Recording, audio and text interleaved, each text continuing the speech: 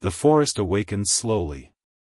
A delicate mist hovers just above the frozen ground, curling around gnarled tree trunks and settling in the hollows where winter has left its mark. The air is thick with the scent of damp earth and the sharp, lingering aroma of pine resin. Every breath carries a chill that bites at the skin, reminding any living creature that survival here demands vigilance, patience, and a keen awareness of the unseen. Light filters through the skeletal branches in muted beams, illuminating frost-crusted leaves that crunch faintly under the weight of early morning wind. In this silent expanse, time seems almost suspended, as though the forest itself waits for something to stir. A lone figure moves cautiously through the underbrush. Muscles tense, eyes scanning, ears straining for the faintest disturbance in the otherwise perfect quiet.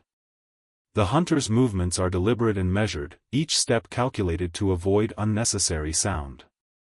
He is a creature of instinct and skill, honed by countless days surviving in this wilderness.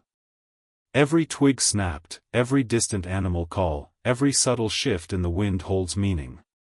The forest speaks in whispers, and he has learned to listen. Small animals scurry unseen beneath layers of snow and dead leaves. Their fleeting tracks mark the passage of a world much older than him. The hunter bends low, observing these signs with a practiced eye. A cluster of tracks, perhaps from a young deer, veers toward a small brook hidden beneath the frost. Another set of prints, more deliberate and heavier, hints at a predator already in the vicinity. The forest is alive with stories, etched in mud, snow, and the gnarled roots of trees. He reads them as naturally as breathing, each mark informing his next choice: when to move, when to wait, when to strike. Above, the skeletal canopy shifts as a bird, black as coal, glides silently between branches. Its shadow flickers across the snow like a messenger of the wild, a reminder of the world's vigilance. The hunter's gaze rises briefly to track its movement, a reflex honed by countless encounters where a missed sign meant a missed opportunity, or worse, death.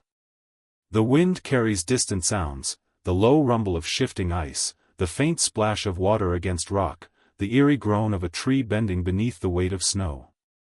Every sound and shadow is amplified in this quiet wilderness, and the hunter interprets each one with care. The stillness is deceptive. Beneath it lies a pulse, steady and relentless, the life force of creatures that have adapted to thrive here for millennia.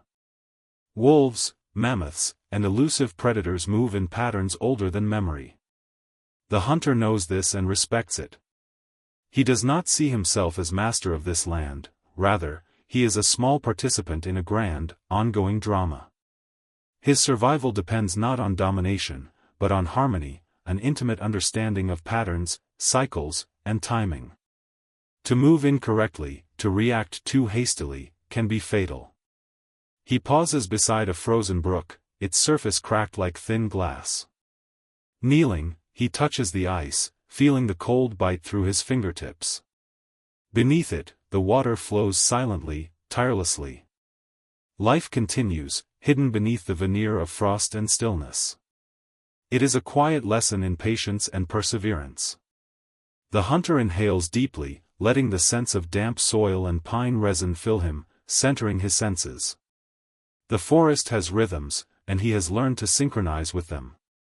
Each moment spent here is both meditation and preparation. Shadows stretch and bend as the sun climbs slowly, painting the landscape in muted golds and silvers. The forest is a tapestry of movement and stillness, light and dark, danger and sanctuary. Even in this calm, there is an undercurrent of tension, the knowledge that he is never truly alone. Somewhere, just beyond the edge of vision, a predator moves, its senses tuned to the vibrations of the earth, the sound of his breath, the faint rustle of his clothing. The hunter's heart beats steadily, each pulse a reminder that life is fragile, fleeting, and precious. The hunter's eyes narrow as he focuses on a distant slope, where the forest opens into a shadowed valley. The light shifts, revealing subtle changes in terrain, fallen logs, and patches of disturbed earth. He notes the pattern, committing it to memory. These details are vital, for they might reveal the passage of larger creatures, the cave bear, perhaps, a giant presence that dominates this land. The forest teaches respect for the powerful, reverence for the creatures that share this world. Every step he takes is measured against this silent law: observe, adapt, survive. Even as he moves, there is an almost spiritual quality to his journey. Each step through frost and underbrush, each pause to observe or listen, is a dialogue with the land. It is a conversation that spans generations, connecting him to ancestors who walked these forests long before him and to the creatures that have evolved alongside him. The hunter is acutely aware that the forest is not merely a backdrop to his existence, it is a character in his story, a force as alive and unpredictable as any predator. As the morning sun pierces the mist, the hunter finally comes to a halt atop a small rise. From here, the forest stretches endlessly, a labyrinth of shadows, shapes, and sounds. He senses it, the pulse of life all around him, the potential danger, the thrill of the hunt, and the fragility of his own existence. This is a world of contrasts, light and dark, fear and courage, life and death. And in this balance, the hunter moves forward, aware that every decision could be his last. The forest seems endless, yet in its depths, shapes emerge that command attention. Among the towering trunks and dense underbrush, a shadow stirs, a presence far larger than any ordinary animal. The hunter senses it before he sees it, a subtle vibration beneath his feet, the barely perceptible shift of the wind as if the forest itself bends around something colossal. He pauses, muscles coiled, heart steady but aware. The cave bear is not just a predator, it is a force of nature, a creature whose very size and power command reverence. Its steps, heavy and deliberate, echo in the hunter's mind, even before the sound reaches his ears. He recalls what the elders have taught him about these giants. Cave bears, immense and almost mythical, have walked these lands for generations. Their fossilized bones tell stories of creatures larger than any living predator he has faced. Massive skulls, wide-set eyes, and jaws capable of crushing bone, the hunter knows that meeting one is to confront a living embodiment of nature's raw power. Yet, beyond the physical, there is something almost supernatural in the way they occupy the forest. They are ghosts of the wilderness, shadows cast across the human imagination, shaping stories and fears passed down through countless winters. As he moves carefully, the hunter notices subtle signs: flattened patches of grass where a bear may have rested, broken branches at impossible heights, claw marks scored into the trunks of ancient trees. Each detail confirms the presence of something immense and intelligent. Unlike smaller predators, the cave bear does not merely hunt, it dominates its territory with an almost regal authority.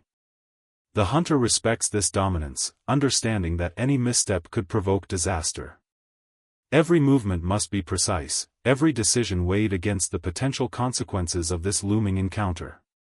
The air grows colder, thicker, as if charged with the tension of anticipation. A distant rumble, barely audible, reverberates through the forest floor. Perhaps it is the wind, or perhaps the bear itself, moving unseen yet undeniably present. The hunter crouches behind a fallen log, scanning for movement, listening for the faintest sound of respiration or the subtle crack of snow under massive paws. The forest seems to hold its breath with him. Here, in this suspended moment, the hunter is acutely aware of his own mortality. The cave bear is not merely another opponent, it is a reminder of the thin line that separates life from death in this world. Thoughts of his ancestors cross his mind. For generations, humans have walked these forests, hunted, survived, and sometimes perished at the hands of these giants. Cave bear bones, discovered in distant caves, tell of encounters both fatal and respectful. These creatures are woven into the cultural fabric of survival, fear, and reverence. To the hunter, they are more than beasts, they are symbols of the wild's enduring power and the fragile place of humans within it. Each step he takes carries the weight of history, of lessons learned and lives lost. Suddenly, movement catches his eye. A shadow shifts across the slope ahead, enormous and deliberate. The hunter freezes. His breath is shallow, controlled. The cave bear is real, larger than any description or story could convey. Its fur, thick and matted, blends with the undergrowth, yet its sheer size announces its presence. The hunter watches, heart pounding, every sense sharpened. In the animal's slow, measured movements, there is intelligence. It does not rush, it observes, adapts, commands the space it occupies. This is a hunter in its own right, a master of survival as formidable as any human. The hunter's mind races through possibilities. Attack, retreat, evade, each carries risks he cannot afford to underestimate. His hands tighten on his spear, not out of aggression, but readiness. The forest around him seems to shrink in significance compared to this colossal presence. Even the trees, the snow, the streams, become part of a stage on which this monumental confrontation might occur. In these moments, fear is a tool as much as it is an emotion. It sharpens senses, heightens awareness, and demands respect for the life and death stakes of the encounter. He notes the bear's behavior carefully. It moves with purpose, sniffing the air, pausing, shifting its massive head as though it senses his presence. Yet it does not charge. The hunter knows this is a moment of negotiation, unspoken and delicate. In the wild, size and power are absolute, but so is patience. The bear waits, tests, and observes, as he does. The forest becomes a theater of silent communication between two apex survivors, each attuned to the rhythms and signals of the other. Every rustle, every shadow, every pause carries meaning. Memories of earlier hunts, smaller and less dangerous, flicker through his mind. He remembers the thrill of tracking a deer, the subtlety of interpreting tracks in the snow, the satisfaction of a successful kill. But nothing compares to the weight of this presence. The cave bear is older than the hunter himself, a relic of a time before humans dominated the land. It embodies the raw, relentless power of nature, a living monument to endurance and survival. Confronting it is more than a test of skill, it is a confrontation with history, evolution, and the limits of human courage. For a moment, the hunter allows himself to study the bear in detail. Its muscles ripple beneath thick fur, its eyes gleam with awareness, nostrils flare as it smells the air, ears twitch at the faintest sound. There is majesty here, even in potential threat. This is not a mindless predator, it is a force that commands respect, a creature whose very existence shapes the lives of all who share its environment. The hunter feels a mixture of awe and fear, understanding that the encounter to come is as much about observation and patience as it is about physical confrontation. As the bear continues to move through the forest, the hunter edges cautiously forward, maintaining distance, careful not to reveal his position. He senses the gravity of the moment. This is the shadow of the cave bear, the embodiment of danger, mystery, and awe in equal measure. Every instinct screams caution, every thought is consumed with strategy and survival.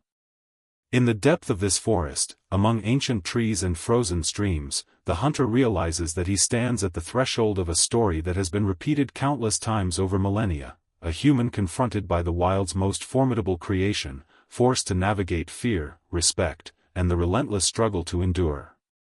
The forest falls into a hush once more, the bear disappearing briefly behind a rise, leaving only traces, the crushed leaves, the broken branches, the subtle imprint of massive paws in the soil. The hunter exhales slowly, heart still racing. He knows this is just the beginning. The shadow has passed, but its presence lingers, a reminder of the delicate balance between predator and prey, courage and recklessness, life and death.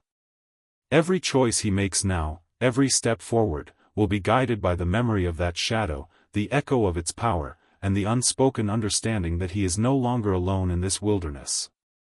Every step the hunter takes is deliberate, a rhythm born of necessity and experience. Survival in this frozen wilderness is a lesson etched into muscle memory and instinct. He moves with a quiet precision, each footfall chosen to avoid snapping twigs or disturbing the fragile snow crust that blankets the forest floor.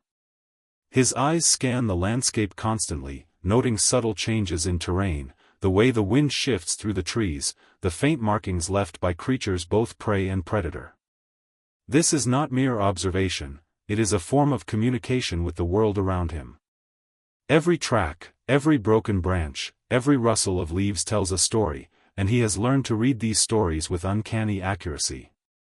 He pauses beside a shallow depression in the earth where snow has melted slightly, revealing impressions left by a passing animal. Kneeling, he examines them carefully. A set of small, nimble tracks leads toward a thicket, likely a hare or a fox, while a heavier, wider set veers toward a distant ridge. The hunter's mind begins to reconstruct the journey of these creatures, where they have come from, where they are likely headed, and what dangers they may have encountered along the way. Each track is a fragment of a narrative that stretches far beyond his immediate presence, connecting him to a web of life that spans the forest. As he follows the path of the larger tracks, the hunter reflects on the lessons this landscape has taught him. Patience is essential. Impulsiveness is fatal. Every choice is a negotiation between risk and reward.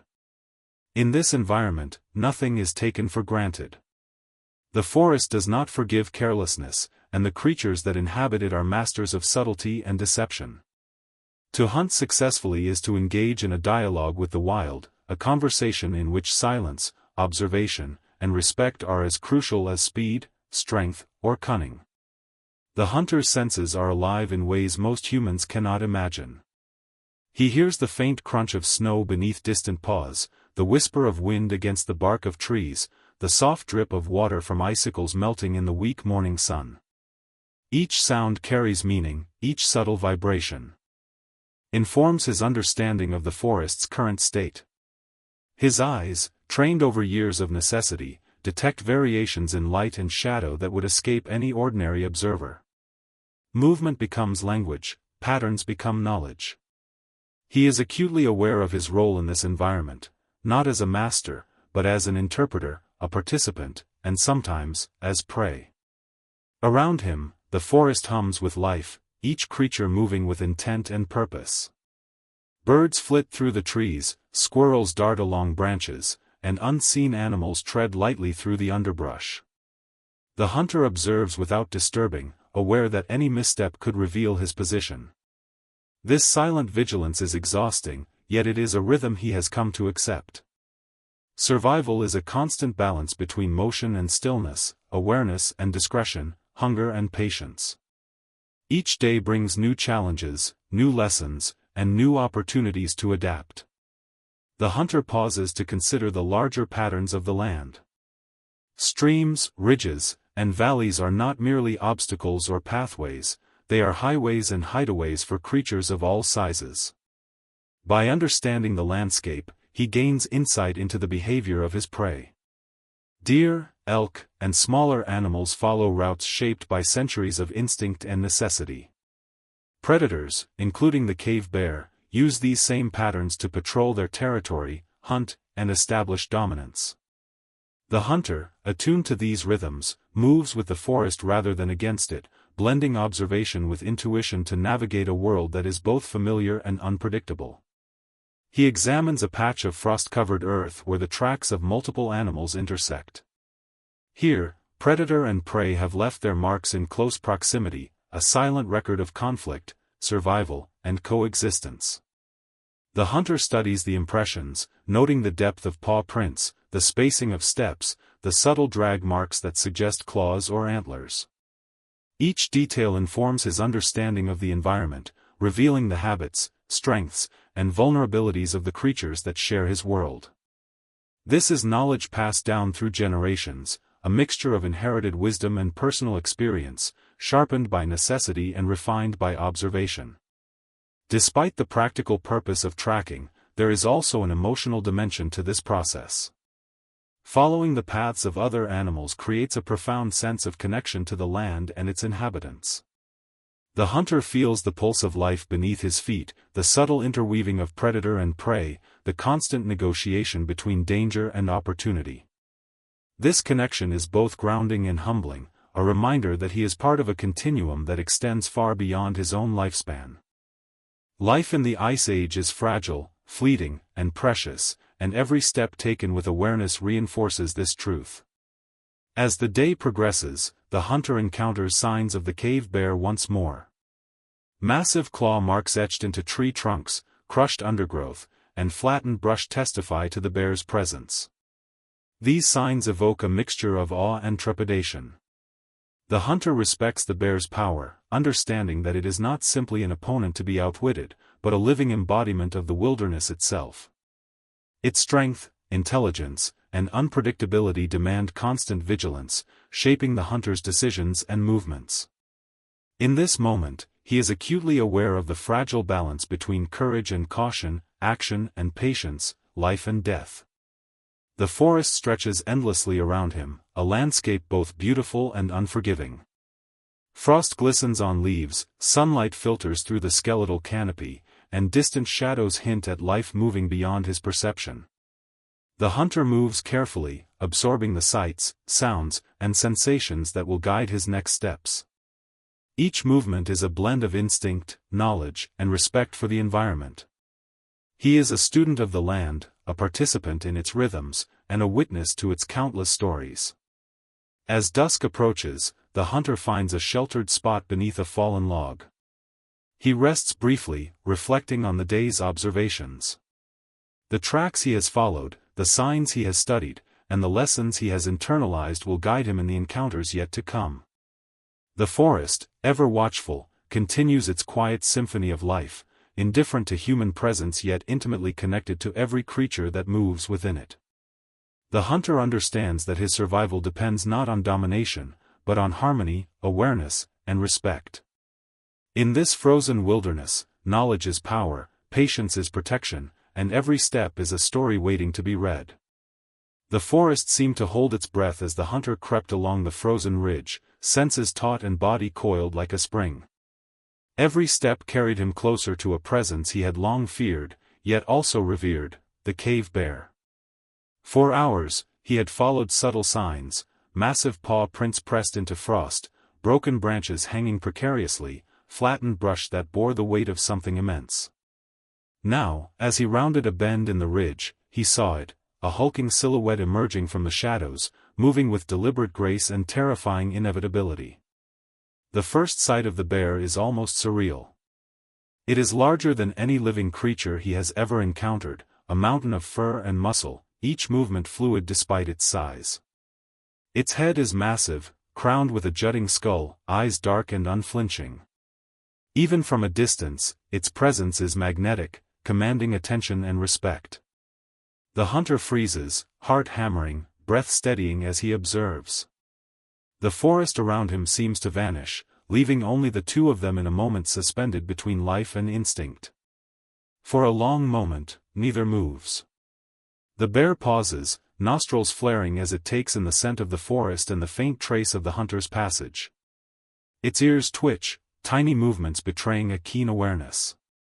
The hunter studies its posture, noting the way its massive shoulders ripple with muscle, the deliberate shift of its paws on the snow, the subtle drag of claws against ice and earth. This is not a mindless beast, it is deliberate, calculating, aware. Every fiber of its being communicates power, dominance, and survival instinct honed over countless generations. The hunter recalls what he has learned from observing signs and tracks, from stories passed down through the small, flickering fires of his ancestors.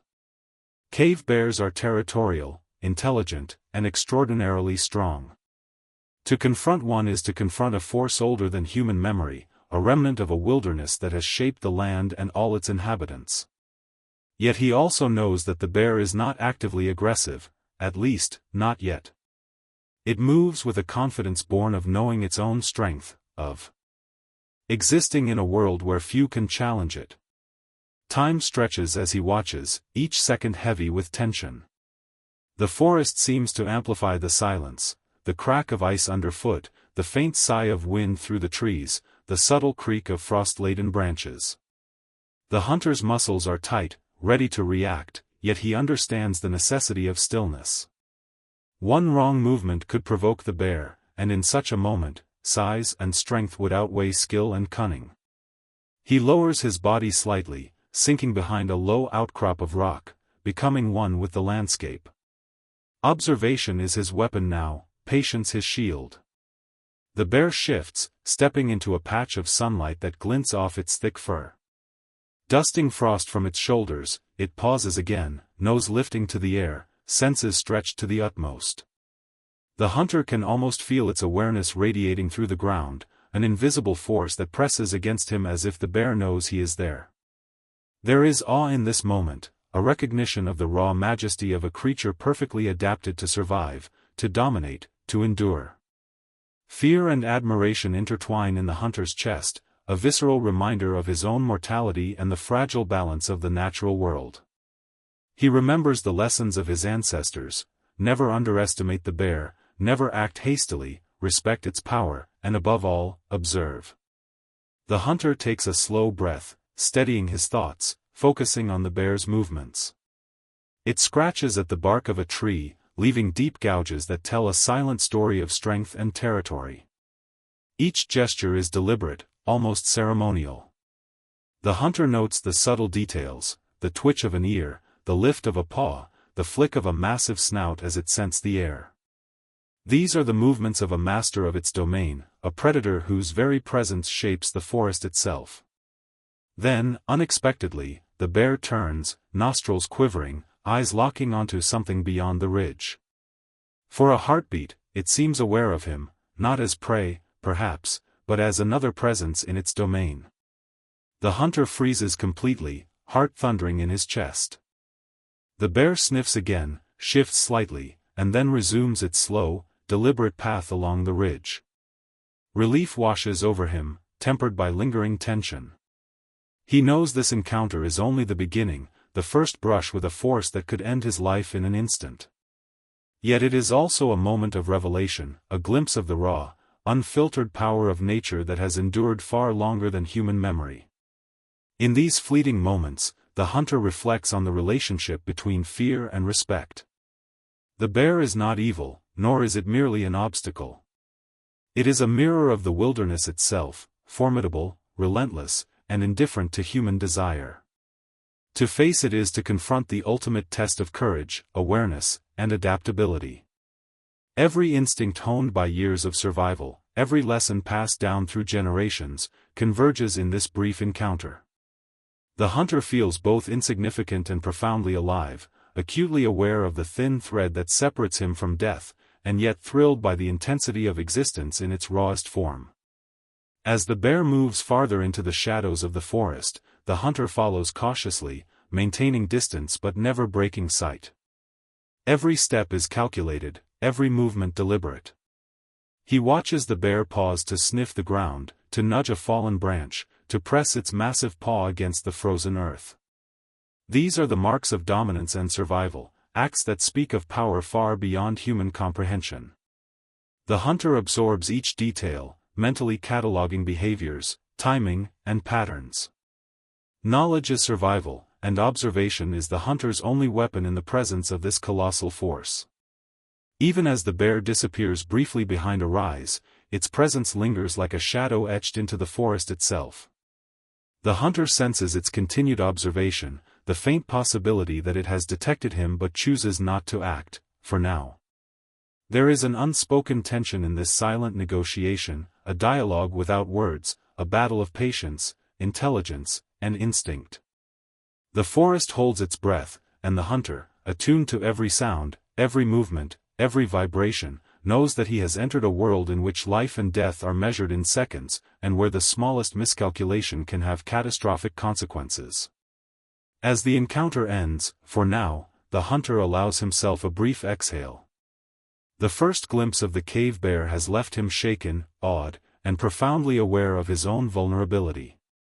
Yet it has also strengthened his resolve. He has seen the embodiment of nature's might, a creature whose existence predates human memory and whose presence will shape the forest and all who inhabit it for generations. The hunter's journey is now irrevocably intertwined with this shadowed force, and every step forward will be guided by the lessons of this encounter: patience, respect, awareness, and the unshakable understanding that in the wild, he is never truly alone. Night descends slowly upon the frozen forest, and with it comes a profound silence that presses against the hunter's ears and chest. Darkness is absolute here, stretching across the land like a living shroud. Every tree, every boulder, every ridge blends into shadow, and the shapes of the world seem to shift and merge with the imagination. In this world of muted grays and black, the hunter finds his greatest ally and most fragile tool, fire. A flickering flame, carefully nurtured, becomes both shield and companion, a source of warmth, protection, and profound reflection. The hunter kneels beside a small hearth he has prepared, arranging kindling and dry branches with meticulous care. Each placement is deliberate, each spark is precious. Fire is survival incarnate. It keeps the cold at bay, deters the curious or hungry creatures that roam the forest, and provides a point of orientation in a world dominated by darkness. Yet fire is also fragile. One misstep, one gust of wind, and it could vanish in an instant, leaving him exposed to the forest's full, unrelenting power.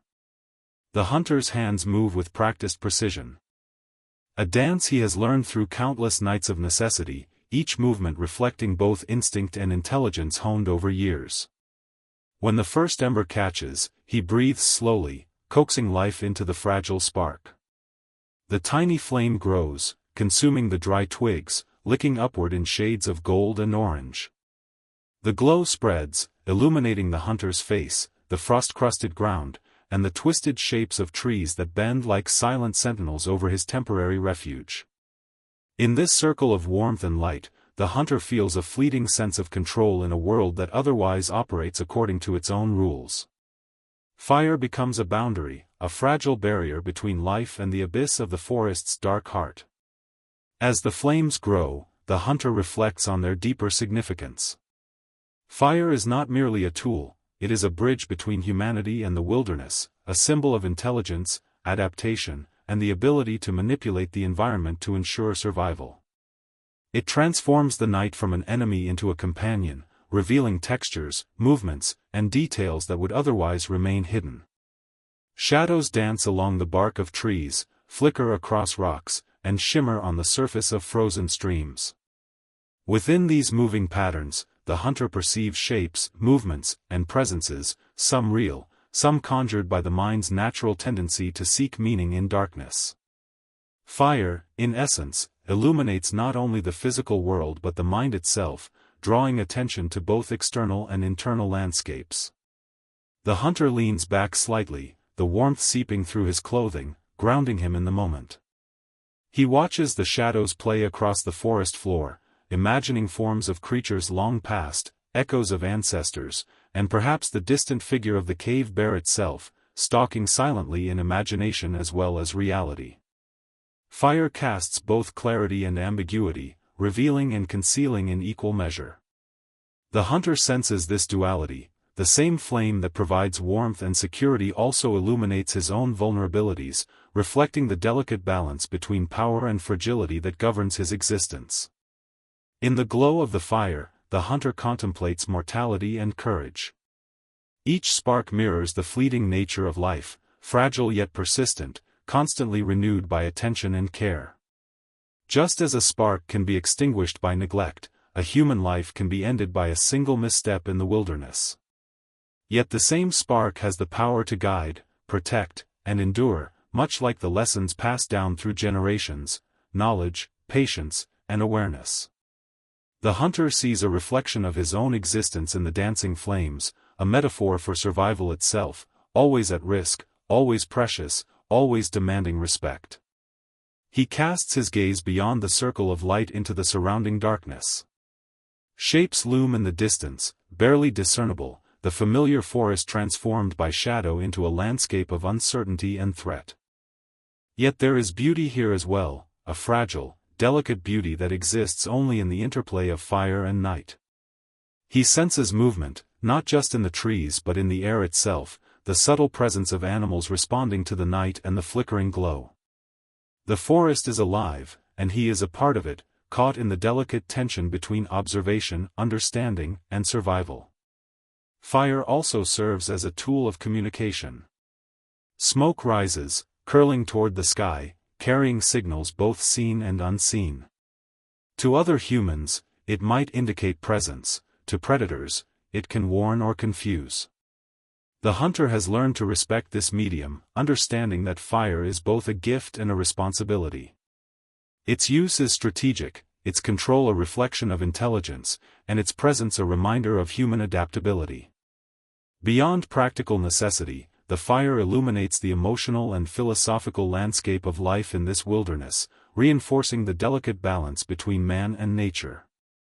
The shadows cast by the flames create a silent theater where the hunter's imagination and memory mingle with reality. The outlines of trees resemble ancient guardians, the frost glinting in the firelight evokes memories of harsh winters survived, the flicker of light across rocks suggests the weight and presence of creatures unseen. He contemplates the cave bear, whose shadow stretches across the forest in memory and anticipation. The hunter understands that fear is not merely a reaction, it is a teacher, a guide, and a reminder of the respect due to forces far greater than oneself. In the interplay of fire and shadow, he sees the primal dialogue between courage and caution, light and dark, life and death. As night deepens, the hunter tends the fire with care, adding twigs and branches to sustain its glow. Each action is deliberate, meditative, almost ritualistic. The fire becomes a mirror for his own existence, a representation of persistence, adaptability, and vigilance. He watches the flames consume the wood, observing how energy is transformed, how life persists through change, how strength emerges from careful stewardship. These reflections, though silent, are profound. In the quiet, lit only by the fire, the hunter contemplates his own smallness in the vast wilderness and yet feels the quiet affirmation of agency, of skill, and of survival. Finally, he leans closer to the fire, feeling the heat on his face, inhaling the scent of smoke and charred wood. It is a reminder of human ingenuity, a symbol of mastery over vulnerability, and a source of comfort amidst the unpredictable wilderness. The hunter closes his eyes for a brief moment, letting the warmth and light anchor him. Here, in this fleeting moment of equilibrium, he experiences a rare clarity. The forest is dangerous, the cave bear is formidable, and yet within this darkness, within this uncertainty, there is also beauty, resilience, and the profound satisfaction of existence. Fire is more than a tool, it is a companion, a teacher, and a lens through which the hunter perceives both the world and himself. The hunter rises with the first hint of dawn, leaving behind the comforting glow of last night's fire. His movements are deliberate, honed by years of survival and necessity. Before him lies the forest, vast and indifferent, each tree and ridge a potential obstacle or advantage. Yet in this world, he is not powerless. In his hands, carefully chosen and meticulously crafted, are tools that represent the pinnacle of human ingenuity and adaptation. These tools are extensions of his own body, amplifying strength, precision, and understanding in a landscape that demands both respect and cunning. The spear, long and balanced, is his primary companion in the hunt. Its tip, sharpened and hardened by fire, glints faintly in the early light. He tests its weight in his hands, feeling the balance and resonance, imagining the trajectory it will take should the need arise. Each spear is unique, crafted for a specific purpose, and every line along its shaft carries evidence of careful thought and practice. It is more than a weapon, it is a promise of survival, a testament to human adaptation, and a tool of respect for the creatures it may be used against. Beyond the spear, the hunter carries a selection of knives, each honed to a precise edge. Some are used for skinning and butchering, others for carving and preparing materials for shelter or clothing. The hunter handles them with reverence, understanding the potential for both creation and destruction. Every cut, every scrape of metal against stone, is a lesson in patience and skill. These knives are instruments of survival, bridging the gap between the human mind and the challenges of the forest. They are extensions of thought itself, translating intention into action with precision. He pauses beside a cluster of sharpened stones, each chosen for hardness, texture, and durability. These stones serve multiple purposes, scraping hides, shaping wood, or even as rudimentary projectiles in desperate situations. The hunter's hands trace the edges, feeling their contours and imagining the ways in which each could be employed. In the quiet of the morning, surrounded by frost and the distant cries of unseen creatures, he reflects on the ingenuity required to survive.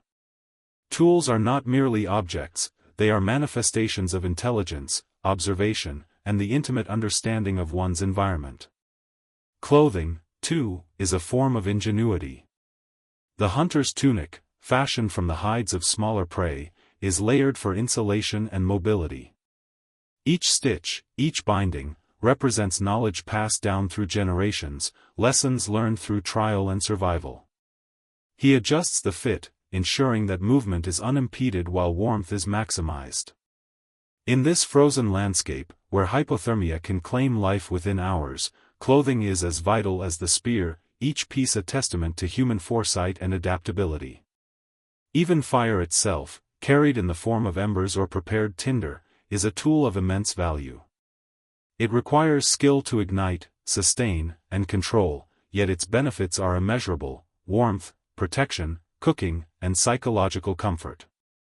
The hunter carefully examines his small bundle, ensuring that it is ready should darkness or danger arrive before he returns to a permanent hearth.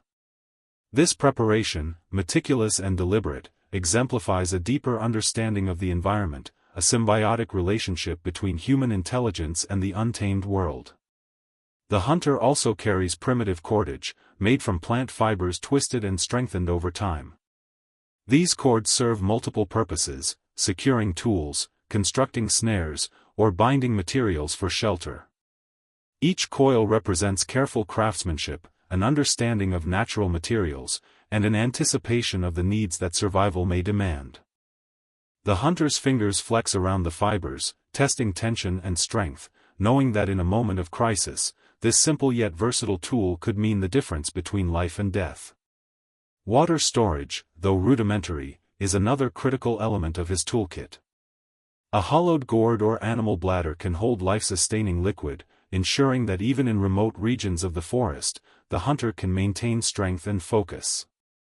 He inspects each container carefully, checking for leaks or weaknesses, understanding that hydration is not just a convenience but a vital component of survival strategy. Even the smallest oversight could jeopardize his capacity to continue, and in this unforgiving environment, there is little room for error. But the tools are not only practical, they are also symbolic. Each object represents the ingenuity of the human species, the ability to observe, adapt, and manipulate the environment in ways that no other creature can. They are a bridge between the raw force of nature and the intellect of the individual, allowing the hunter to exert influence without arrogance, to survive without domination. Every tool carries with it the weight of experience, memory, and foresight. They are testaments to human resilience in a world that demands constant vigilance. He pauses to examine a small pouch containing pigments and markings.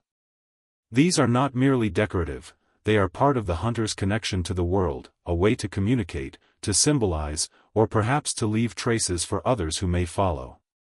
Even in the simplest form, these markings reflect an understanding of abstraction, the ability to encode information, and the recognition that humans are not merely passive participants in their environment but active interpreters and storytellers.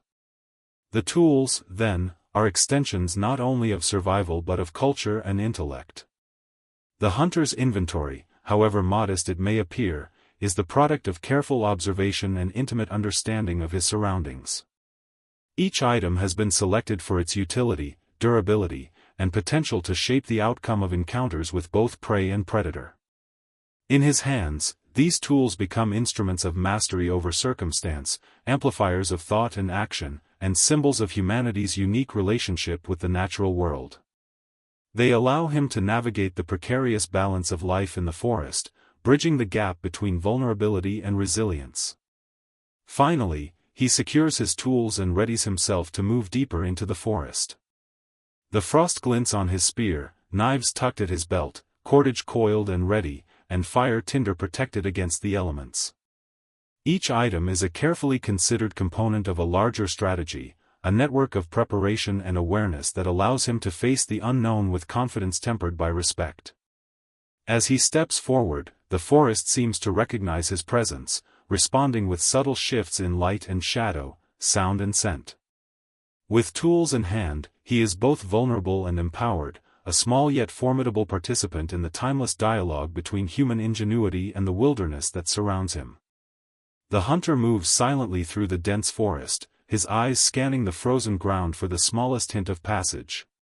Each footprint, depression, and broken twig is a language, a coded message left by the creatures that traverse this wilderness. He kneels occasionally, running his fingers over impressions pressed into ice and soil, reading the subtle signs that might reveal the size, weight, and intent of those who have passed. The forest is a tapestry of tracks, each one a story etched in the most ephemeral of mediums, and the hunter has learned to interpret them with an almost intuitive precision. A series of small, delicate prints catches his attention first. Likely a hair, its paws barely leaving a mark, weaving between roots and rocks with nimble precision. The hunter follows them briefly, observing the rhythm and spacing of each step, imagining the creature's path, its pauses, its reactions to hidden dangers. Even such a small animal teaches lessons: agility, caution, the quiet art of survival. Each movement through the forest, no matter how minor, has meaning. To ignore these signs would be to ignore the subtle cues that shape the hunter's understanding of the environment. Soon, he notices larger, heavier tracks interspersed among the smaller ones. Massive paw prints, claws digging into frost-hardened soil, curve across the slope in a pattern that suggests deliberate movement rather than random wandering. The hunter's pulse quickens. These are the tracks of something formidable, a presence that commands both respect and caution. He crouches low, studying each impression, the depth, the width, the drag marks where the claws meet the earth. In these details lies knowledge, the weight of the creature, the force behind each step, the likelihood of its direction and intent. Every footprint is a clue, every mark a warning. The hunter's senses are heightened to a near-constant awareness. The forest speaks through these tracks, through the subtle indentations and displacements in ice and soil. He interprets the signals not only with his eyes but with his mind and body, sensing shifts in pressure, recognizing patterns of movement, understanding the interplay of predator and prey. He notes the spacing between prints, the occasional pause in the stride that hints at sniffing or surveying the surroundings. These nuances are critical, revealing the behavior of creatures much larger and more powerful than himself. The frozen streams and shallow rivulets offer additional insight. Tracks crossing icy water tell a story of confidence and balance. The hunter studies how the prints change with terrain. On softer soil, the paw sinks deeply; on ice, claws scrape to maintain grip. Each variation speaks volumes. The hunter moves carefully around these areas, mimicking the creature's paths in his mind, anticipating their speed, weight, and intent. The forest is alive with information, and he must decode it with precision to maintain both advantage and safety. Occasionally, the hunter pauses to consider the broader patterns. The distribution of tracks reveals more than individual movements; it maps the territory, suggesting feeding grounds, resting spots, and routes favored by both prey and predators. He visualizes these invisible pathways, connecting the impressions in the snow and soil into a mental map of the surrounding landscape. It is a map written in signs too subtle for most to notice, a cartography of survival, and the hunter navigates it with the confidence of someone intimately familiar with its language. The presence of the cave bear becomes more apparent as he progresses. The massive prints are unmistakable, each one a declaration of power, each one a warning of the force behind them. The hunter approaches with caution, aware that these tracks are more than simple impressions; they are a testament to the bear's size, strength, and dominance over this part of the forest. He notes subtle details: claw marks deep in the soil, signs of foraging in underbrush, occasional scrapes along tree trunks. Each mark is a story, revealing the creature's behavior, intentions, and the areas it considers its own. Following these tracks requires more than observation; it demands patience, strategy, and restraint. The hunter moves deliberately, adjusting his path to avoid crossing the bear directly while maintaining sight lines and mental awareness. Every step is measured against the likelihood of detection, every movement calibrated to minimize noise. The forest becomes a chessboard, and he must anticipate the moves of a player far larger, stronger, and more attuned to its environment than himself. This delicate dance between predator and human is a high-stakes negotiation, silent but profoundly consequential. The hunter also interprets tracks in relation to other signs in the environment. Broken twigs, bent grass, disturbed leaves, and scent carried on the wind provide additional context. He triangulates information from multiple sources, reconstructing the bear's movements and timing. This multi-layered approach demonstrates both ingenuity and deep understanding of ecological dynamics. He is not merely following footprints, he is engaging in a dialogue with the forest, decoding its language, and positioning himself as both observer and participant in the ongoing rhythm of life and survival. As he traces the tracks over ridges and into shadowed hollows, he feels a growing mixture of tension and awe. The footprints are evidence of a presence that dominates the forest, a reminder of the immense power and intelligence of the cave bear. Yet, they are also evidence of opportunity, the chance to understand, anticipate, and perhaps survive an encounter that could decide life or death. The hunter's awareness is total, each heartbeat, each controlled breath, each subtle shift in his posture reflects a mind and body finely attuned to both the details and the grand narrative of the wilderness. By late afternoon, the hunter pauses atop a ridge, reviewing the path he has followed. Tracks branch in multiple directions, offering hints of where the bear may go next, where prey may gather, and where he might find temporary advantage. The frozen landscape beneath him is a mosaic of life and survival, of danger and knowledge, and he perceives it with the clarity of someone who has spent a lifetime reading the forest's subtle script. Footprints in ice and soil are more than marks, they are stories, histories, and lessons written by creatures who share his world, and the hunter reads them with reverence, intelligence, and instinct. The entrance to the cave yawns before the hunter like the mouth of the earth itself, dark and cavernous, exhaling a cold, damp breath that carries the scent of earth, decay, and something far older. Shadows stretch deep into the opening, curling and twisting as if alive, hiding secrets that have persisted long before the first humans walked these lands. The hunter's breath catches, not from fear alone, but from awe. This is the domain of the cave bear, a sanctuary both sacred and deadly, a place where the boundary between life and death is as thin as the frost on the stone floor. Stepping cautiously into the cave, the hunter is immediately struck by the oppressive silence. The sounds of the forest fade into distant echoes, replaced by the subtle dripping of water, the faint shifting of stone, and the occasional sigh of trapped air escaping crevices. His eyes, trained to notice minute variations, scan the darkness for movement, for texture, for any hint of presence. The cave is a labyrinth, a three-dimensional puzzle of shadow and form, and every step must be measured. One wrong move, one misjudged shadow, and he could stumble into the path of a creature whose power rivals that of mountains.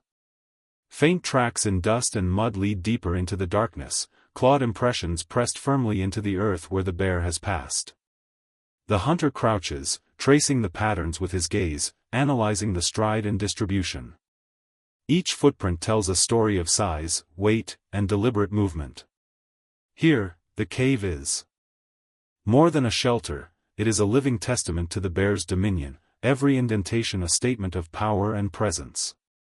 The hunter is acutely aware that these tracks are temporary, fragile markers in a space that is otherwise timeless, and he respects the evidence as much as the creature itself.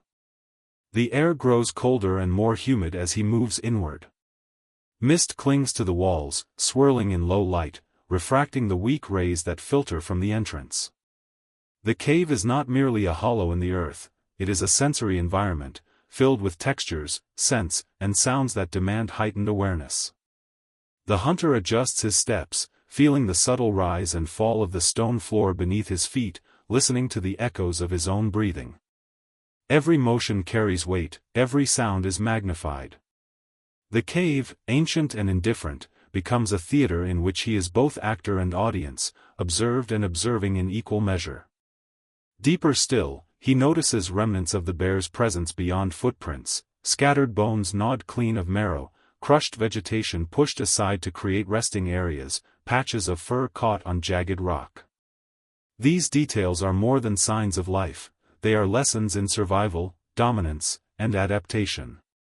The cave bear's lair is not merely functional, it is an extension of the creature's essence. Every bone and tuft of fur marks a history of meals consumed, threats endured, and the passage of time in a space untouched by human intervention for generations.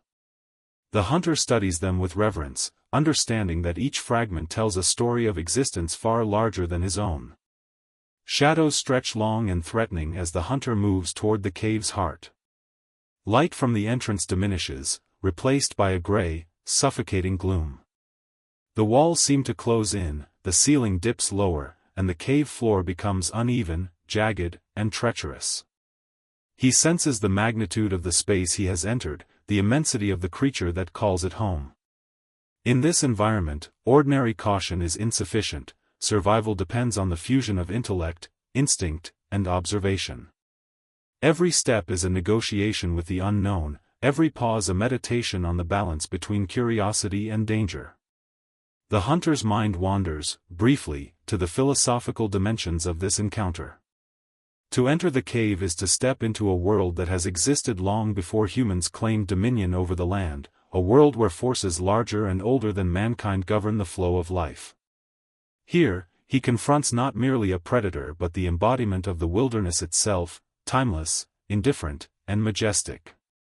The cave is a cathedral of survival, a place where the laws of life are writ large in stone and shadow, where only those attuned to its rhythms can endure. A faint, resonant sound reaches him, a low, guttural exhalation from deep within the cave. The hunter freezes. His muscles tighten, senses sharpen, mind racing through strategies and contingencies. The bear is near, perhaps even aware of his intrusion, yet its presence is measured, deliberate, and powerful. It is not yet aggression but observation, a quiet assertion of dominance. The hunter respects this restraint, understanding that this is a creature that evaluates its world with precision and patience, one capable of devastating force if provoked. Light flickers across the walls as he moves a few steps forward, revealing patches of damp rock, tufts of fur, and a massive claw scar etched into stone, a silent warning, a record of encounters past. The cave is a gallery of survival, each mark an exhibit of power, endurance, and skill. The hunter absorbs every detail, reconstructing the movements, behaviors, and patterns of the bear. Observation is now both a tool and a shield. He knows that understanding the cave bear's habits within this confined space is as crucial as any weapon or skill he possesses. The temperature drops further as he ventures into narrower tunnels.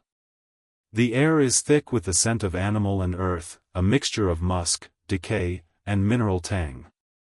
Every inhale carries information, every breath is a negotiation between necessity and caution.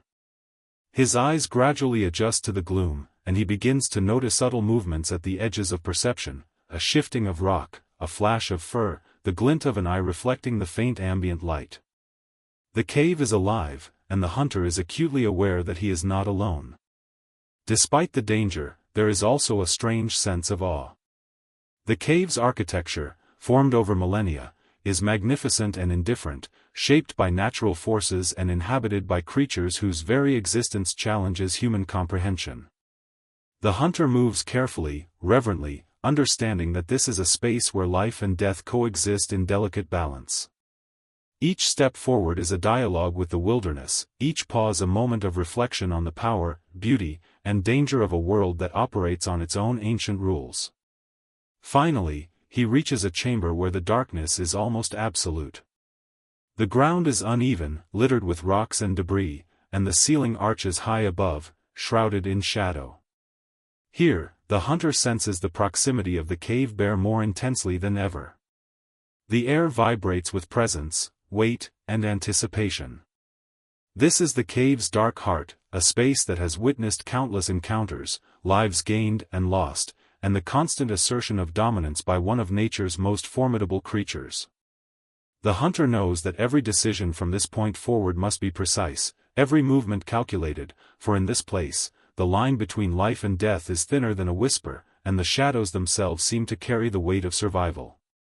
The hunter moves cautiously through the cave's twisting corridors, every step measured, every sound considered.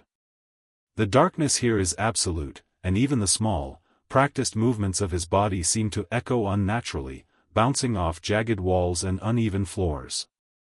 He inhales the damp, musky air, thick with the scent of earth, fur, and something primal, something that speaks of power and dominance.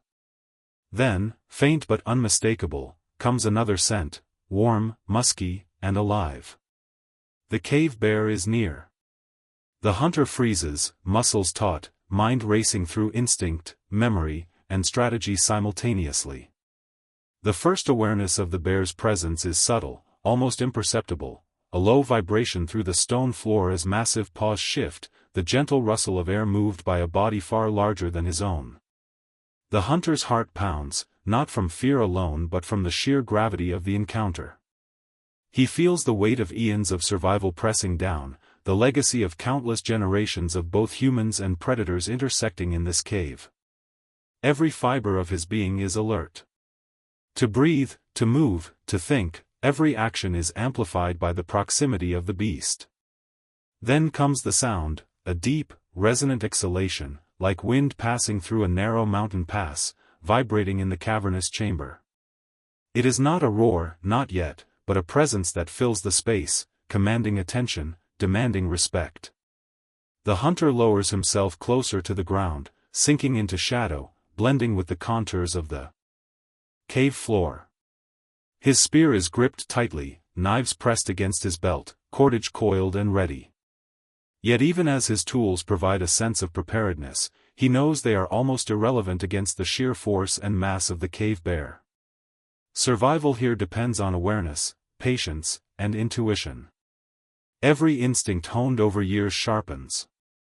He senses the beast's movements through subtle shifts in the air, vibrations in the stone, and the faint scent trail that grows stronger with each step. The hunter's mind reconstructs possibilities, where the bear might be standing, how it could react, what signs of aggression or curiosity are embedded in the environment. The cave is a theater, and he is both observer and participant in a tense, silent drama. Every shadow could hide teeth and claws, every shift in scent could signal detection. The line between predator and prey blurs as he balances fear with awe, caution with the drive to understand. The hunter's eyes adjust to the gloom, catching glimmers of reflective fur, the subtle outline of massive shoulders, the glint of eyes in shallow pools of light. The bear is close enough that he can sense its breathing, a slow, measured exhalation that vibrates through the cave air. The sound is hypnotic, primal, and terrifying, a reminder that he is facing a force older and larger than himself, a creature whose survival strategies have been perfected over millennia. His own breathing slows deliberately, matching the rhythm of the cave, attempting to merge with the shadows, to become imperceptible to the beast that holds this domain. Time dilates in the darkness. A minute stretches into an eternity. The hunter observes the subtle cues of the bear's behavior, a flick of the ears, the slow movement of a massive paw, the occasional twitch of the snout as it tests the air. These are signals, deliberate and refined, and the hunter interprets them with painstaking care. The bear is a creature of instinct, yet highly intelligent, capable of evaluating threats, recognizing patterns, and responding with precision. The hunter is acutely aware that a single misstep, a single sound, could transform this encounter into a violent confrontation where survival is not guaranteed. Despite the tension, there is a strange, almost reverent fascination. The cave bear is magnificent, a living embodiment of raw power, endurance, and adaptation. The hunter notes the way its muscles ripple beneath thick fur, the measured sway of its massive frame, the subtle control of balance and strength. Each exhalation, each shift of weight, communicates intent and awareness. The hunter is struck by the realization that he is witnessing not just a predator, but the living essence of the Ice Age wilderness, a creature whose life and existence are intricately entwined with the rhythms of the environment. He edges closer, maintaining the careful calculus of distance and concealment. Every rock, shadow, and curve of the cave floor becomes part of his strategy. He senses the subtle currents of air moved by the bear, the faint imprint of heat, and the vibrations that ripple through stone and soil. This is a sensory confrontation as much as a physical one, a dialogue of awareness where survival hinges on perception, patience, and respect. The hunter's body is tense but controlled, every muscle primed for action yet restrained by the need for stealth. The bear shifts again, exhaling with a low rumble that reverberates through the cavern walls. The hunter feels it more than hears it, a vibration in the floor, a subtle force that communicates presence and dominance. He studies the creature's posture, analyzing potential lines of retreat or attack, noting the angles of its limbs, the direction of its gaze, the rhythm of its breathing. In this space, every detail matters. Survival is not about strength alone, it is about understanding, adapting, and anticipating the movements of a being whose physical power dwarfs his own. For a moment, the hunter imagines the bear as an elemental force, a shadowed titan born of the ice, stone, and forest. Its breath is the wind in the cave, its movement the subtle shaping of space, its gaze a measure of dominance and awareness. In the presence of such magnificence, fear is tempered by awe, terror by admiration. The hunter senses that this encounter is more than survival, it is a communion with the raw, unyielding power of the natural world, a reminder of human vulnerability and ingenuity in equal measure. Then, unexpectedly, the bear's nose lifts, sniffing the air, nostrils flaring, eyes scanning. The hunter freezes completely, barely daring to breathe. There is a moment of suspended possibility, where predator and human are acutely aware of each other, yet separated by intuition, caution, and the faint barrier of skill and circumstance. The cave is a crucible, testing patience, awareness, and courage in ways that are invisible to the outside world. Every heartbeat is amplified, every breath a negotiation between life and the unknown. The hunter's mind sharpens, cataloging options, predicting potential reactions, and measuring the terrain. He knows that escape is possible only through calm precision, that any rash movement could provoke the bear, and that understanding its signals is his greatest advantage. He becomes attuned to subtle changes in sound, shadow, and air, almost merging with the environment to anticipate and respond to each shift. The cave, the bear, and the hunter form a triad of tension, an intricate ballet of survival where intellect and instinct converge. In the quiet aftermath of this initial confrontation, the hunter remains motionless, allowing the bear's presence to settle into the rhythm of the cave.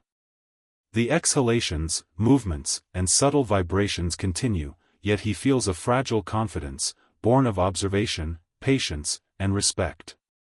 The bear is both terrifying and instructive, a living testament to the enduring power of nature. Every breath it exhales, every step it takes, teaches the hunter about awareness, humility, and the delicate balance between courage and prudence that defines life in the Ice Age wilderness. The hunter's breath is shallow, measured, as he approaches the threshold of the cave's deepest chamber.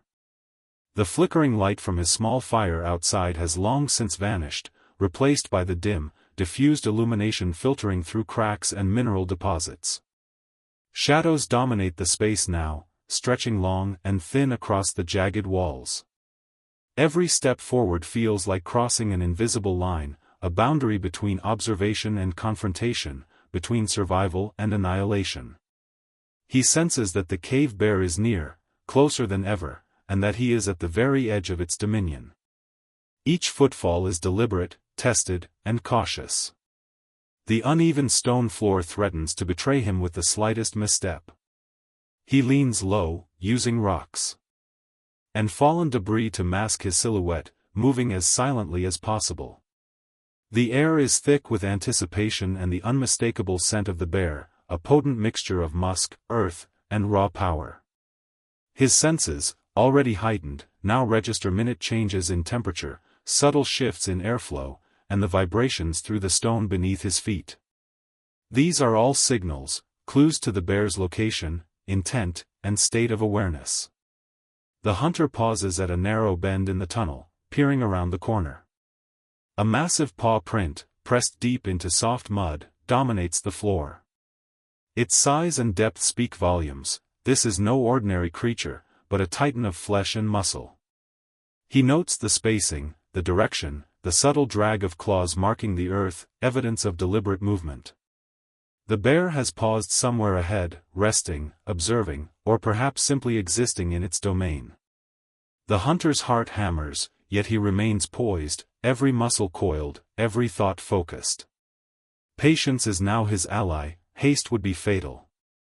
The walls of the cave close in, forcing him into a narrower corridor where maneuverability is limited.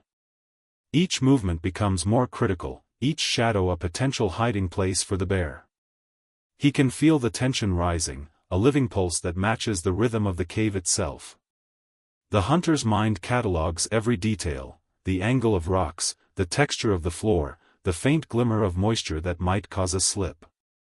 Survival is a game of precision, and here, in the edge of the lair, even minor errors could have catastrophic consequences. A low, rumbling exhalation reaches his ears, reverberating through the stone walls. The sound is immense and immediate, a reminder of the sheer scale of the beast he faces. The hunter freezes, muscles tense but controlled, letting the reverberation pass, learning its rhythm. The cave bear is aware of him now, or perhaps merely senses the intrusion. The hunter cannot know for sure, and that uncertainty is both terrifying and instructive. It forces him to calibrate his movements with the utmost care, to read subtle cues in posture, shadow, and scent that might reveal the bear's next action. As he edges further, he notices remnants of the bear's presence scattered through the corridor, tufts of fur caught on jagged stone, scraps of crushed vegetation pushed aside, and faint scratches along the walls where claws have met rock. These signs are both warning and guidance, indicators of the bear's routine and its dominion over the space. The hunter studies them carefully, understanding that the cave is an extension of the bear itself, each mark a testament to its strength, intelligence, and survival. In this environment, awareness is as vital as weaponry, knowledge is as critical as courage. He crouches behind a large boulder, pressing his back against its cool surface. From here, he can see the cave widen into a larger chamber, the heart of the lair. The darkness is almost absolute, yet he can make out massive shapes in the gloom, rocks, shadows, and perhaps the enormous form of the bear itself. The air vibrates faintly with the creature's presence, and every sense of the hunter is attuned to its rhythm. His pulse is steady, controlled by discipline and experience, yet he cannot deny the surge of adrenaline that courses through his veins. He is at the edge of the lair, on the cusp of confrontation, and the tension is electric. The hunter studies potential escape routes, measuring distances, angles, and obstacles. Every action is considered, a step to the left, a shift in weight, the adjustment of a spear. He knows that in this confined space, physical tools are only part of the equation, strategy, timing, and observation are equally critical. The cave bear's dominance here is absolute, yet the hunter relies on knowledge, patience, and awareness to carve a fragile space for himself. Every movement must be deliberate, every breath controlled, every sense fully engaged. He inches forward, barely shifting the dust on the floor, following the subtle cues left by the bear. The glint of moisture on a stone, a faint echo of movement, the scent of fur carried by a slight draft, all communicate information vital to his survival. The hunter is both student and participant in the dance of the cave, interpreting signals invisible to anyone less attuned. Here, skill is not measured by strength alone but by perception, timing, and the capacity to anticipate the actions of a creature whose power dwarfs his own. A faint sound, a scrape of claws against stone, cuts through the silence. The hunter freezes, pulse accelerating, muscles locked. The bear is nearby, perhaps merely shifting position, perhaps aware of the intruder. Every nerve is taut, every sense hyper-aware. He waits, listening to the subtle rhythms of breathing, the faint tremors in the stone floor, the shifting echoes that signal movement. This is a high-stakes negotiation in silence, where observation and patience are as critical as any weapon he carries. The chamber opens slightly, and he can make out more distinct forms: the bear's massive silhouette, its head lifted, sniffing the air, eyes reflecting the faint ambient light. The hunter presses lower, blending with the shadows, holding his position, letting the bear settle. The edge of the lair is a place of suspense, a threshold where one miscalculation can lead to instant death. Yet it is also a place of profound understanding, where the hunter perceives the scale, majesty, and raw power of a creature perfectly adapted to dominate its environment.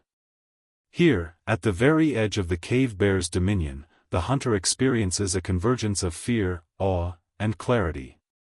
The cave is more than stone and shadow, it is a theater of survival, a crucible where intellect, instinct, and courage intersect.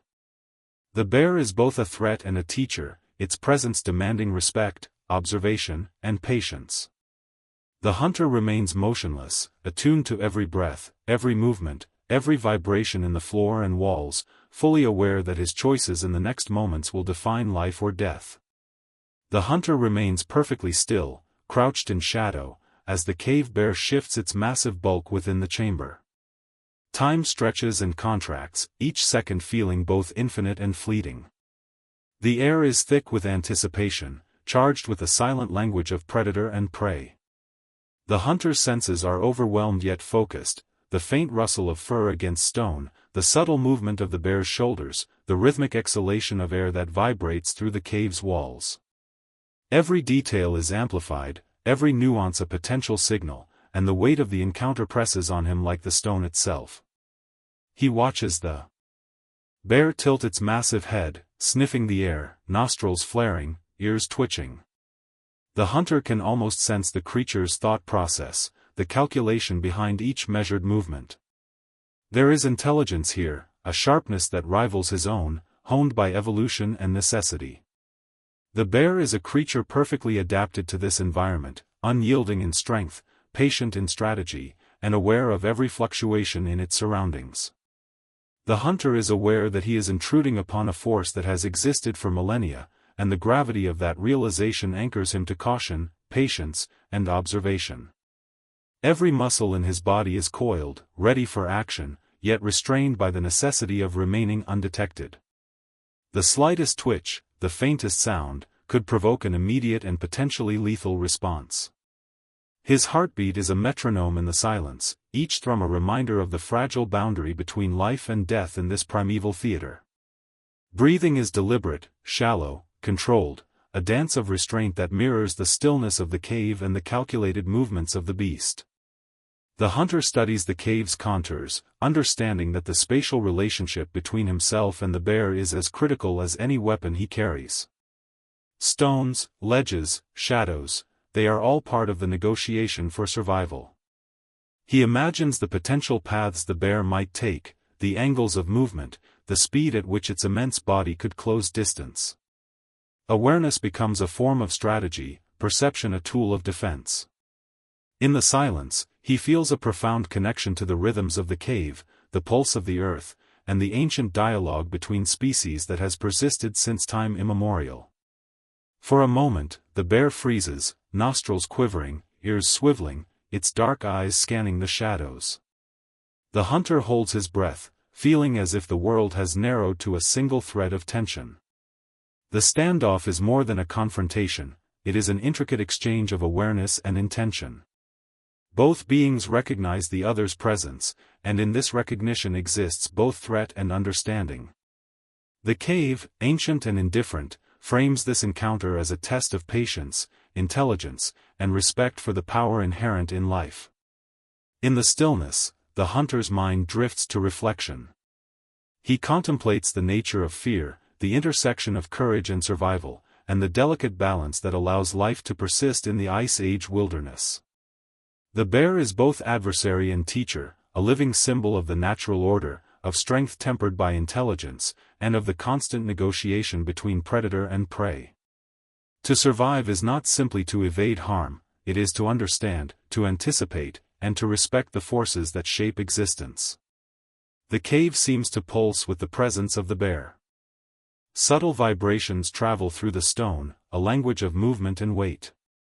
The hunter senses the enormity of the creature, its power to reshape the environment simply by existing within it. The cave walls amplify every sound, every exhalation, magnifying the bear's presence and forcing the hunter into heightened awareness. Every rustle of fur, every shift of claw against stone, is a communication, deliberate or instinctual, that demands attention. He interprets these signals with a patience born of experience, understanding that misreading even one could result in catastrophe. The hunter reflects on the philosophical dimensions of this silent standoff. Here, in the shadowed heart of the cave, he is confronted with the raw reality of existence, the unfiltered truth of life and death. The bear embodies power, patience, and survival, a reminder of the forces that govern the natural world. He recognizes the futility of arrogance, the necessity of observation, and the virtue of humility. In the stillness, there is also awe, a deep appreciation for the beauty, intelligence, and endurance of a creature that has existed long before humanity claimed dominion over the land. His eyes trace the contours of the bear's form, noting the thick fur, the musculature beneath, the massive claws, and the deliberate, unhurried movements. Every detail reinforces the sense of majesty and danger. The hunter realizes that this is not merely a standoff between two individuals but a moment suspended in the broader narrative of life on the Ice Age landscape. He is participating in an ancient dialogue, one that spans millennia, where observation, respect, and strategy are as critical as strength or weaponry. Minutes pass, though they feel like hours. The bear remains largely still, occasionally shifting its weight or sniffing the air, asserting its dominance without overt aggression. The hunter mirrors this patience, allowing himself to merge with the shadows, to become an almost imperceptible presence. This stillness is active, not passive, it is a meditation on survival, awareness, and the delicate balance between observation and action. The standoff is a crucible in which intellect, instinct, and courage are tested, and the hunter emerges from it not only physically but psychologically sharpened. Every sensory detail is magnified in the darkness. The faint smell of fur, the echo of breathing, the shifting air currents, all are integrated into a coherent understanding of space, movement, and presence. The hunter's mind constructs possibilities, anticipates potential movements, and evaluates outcomes with precision. This is not mere observation, it is active engagement, a mental and physical preparation for whatever the encounter may demand. The cave, the bear, and the hunter form a dynamic ecosystem of tension, awareness, and respect. The hunter senses a subtle shift. The bear's posture changes slightly, the head lowers, nostrils flare, and muscles tense in preparation. This is a moment of potential action, a pivot in the delicate negotiation of survival. The hunter's body is fully alert, yet controlled, every movement restrained by strategy and instinct. In this instant, the standoff encapsulates the eternal dialogue between humans and the forces of nature, respect tempered by awareness, caution balanced with courage, and intelligence measured against raw power. Finally, the bear settles again, exhaling slowly, a subtle acknowledgement of the hunter's presence without aggression. The tension remains, palpable and persistent, but a fragile equilibrium has been established. The hunter breathes slowly, regaining composure, his mind processing the magnitude of what has just transpired. The silent standoff has revealed the bear's intelligence, dominance, and capacity for patience, while also demonstrating the hunter's skill, awareness, and restraint. In this shared recognition, both life and death are negotiated, and the profound beauty of existence in the Ice Age wilderness becomes unmistakably clear. The cave is a theater of tension, the dim light revealing only hints of form and shadow. The hunter crouches low, every muscle taut, senses straining to the edge of perception. Across the chamber, the cave bear shifts its massive body, a slow, deliberate movement that sends vibrations through the stone floor. This is no random motion, it is a calculated assertion of presence, a subtle but unmistakable reminder of power. The hunter feels the weight of it, the primal communication embedded in each motion, and understands that he is now participating in a dance that has been performed countless times over millennia, predator and prey, locked in an intricate ritual of awareness, strategy, and survival. The first step of this dance is observation. The hunter studies the bear's posture, noting the angle of its shoulders, the direction of its gaze, and the rhythm of its breathing. Each detail conveys information, intent, mood, potential aggression. The bear's massive head lifts and rotates, sniffing the air, ears twitching to capture every sound. Its eyes, dark and intelligent, seem to search for signs of weakness, for any movement that might betray the hunter's position. The hunter mirrors this focus, aware that understanding the bear's signals is as vital as any weapon or tool he carries. Awareness is the first move in this deadly choreography. Movement must be measured. The hunter shifts his weight slightly, testing the reaction of the cave floor, the vibration transmitted through stone, the faint echo of his own presence. The bear reacts subtly, pivoting its massive frame, claws scraping softly against rock, nostrils flaring in response to the scent carried on the damp air. This is a conversation in motion, a silent exchange of signals and interpretations. Every motion is deliberate, every pause intentional, and each participant gauges the limits of the other's patience, awareness, and skill. The hunter adjusts his position, inching forward just enough to gain a better vantage without revealing himself. The bear responds with a shift of its own, a slow, calculated step that subtly asserts dominance while maintaining vigilance. The hunter feels the floor vibrate beneath the weight of the creature, a reminder of the disparity in power, yet also a signal of its awareness of his presence. The tension is exquisite, a knife's edge between confrontation and coexistence, and every decision is critical. This is a dance of life and death, played out in silence, shadow, and anticipation.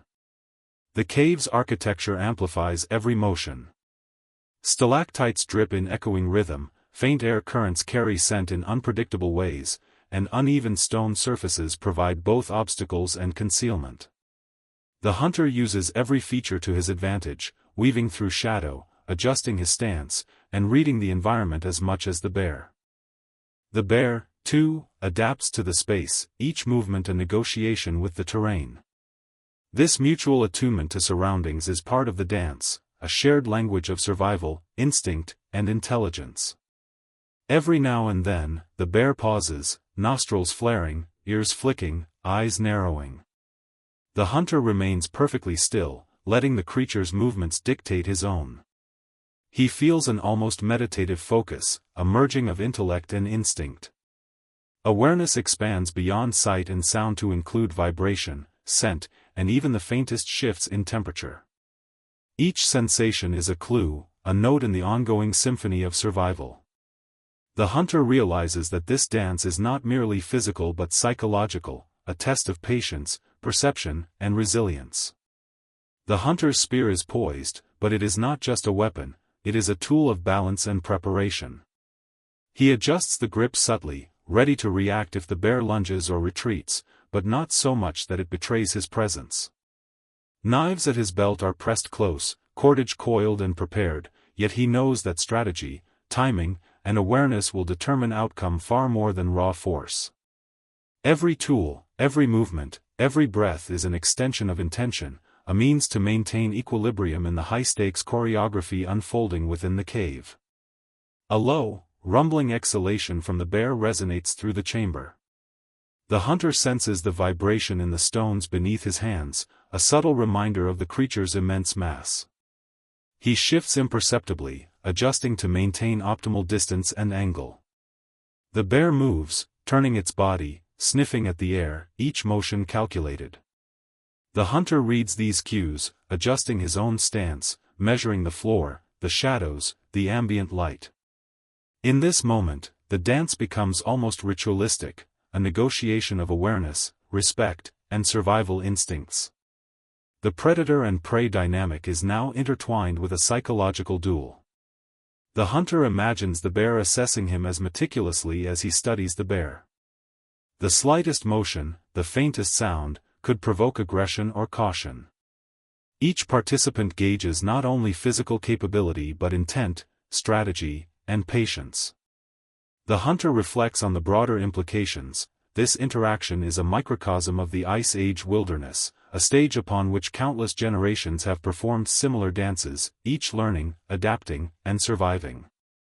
The hunter's mind remains calm yet alert, processing the continuous flow of sensory data. He notes the direction of the bear's paws, the slight drag of claws along stone, and the subtle shifts in fur that suggest attention and tension.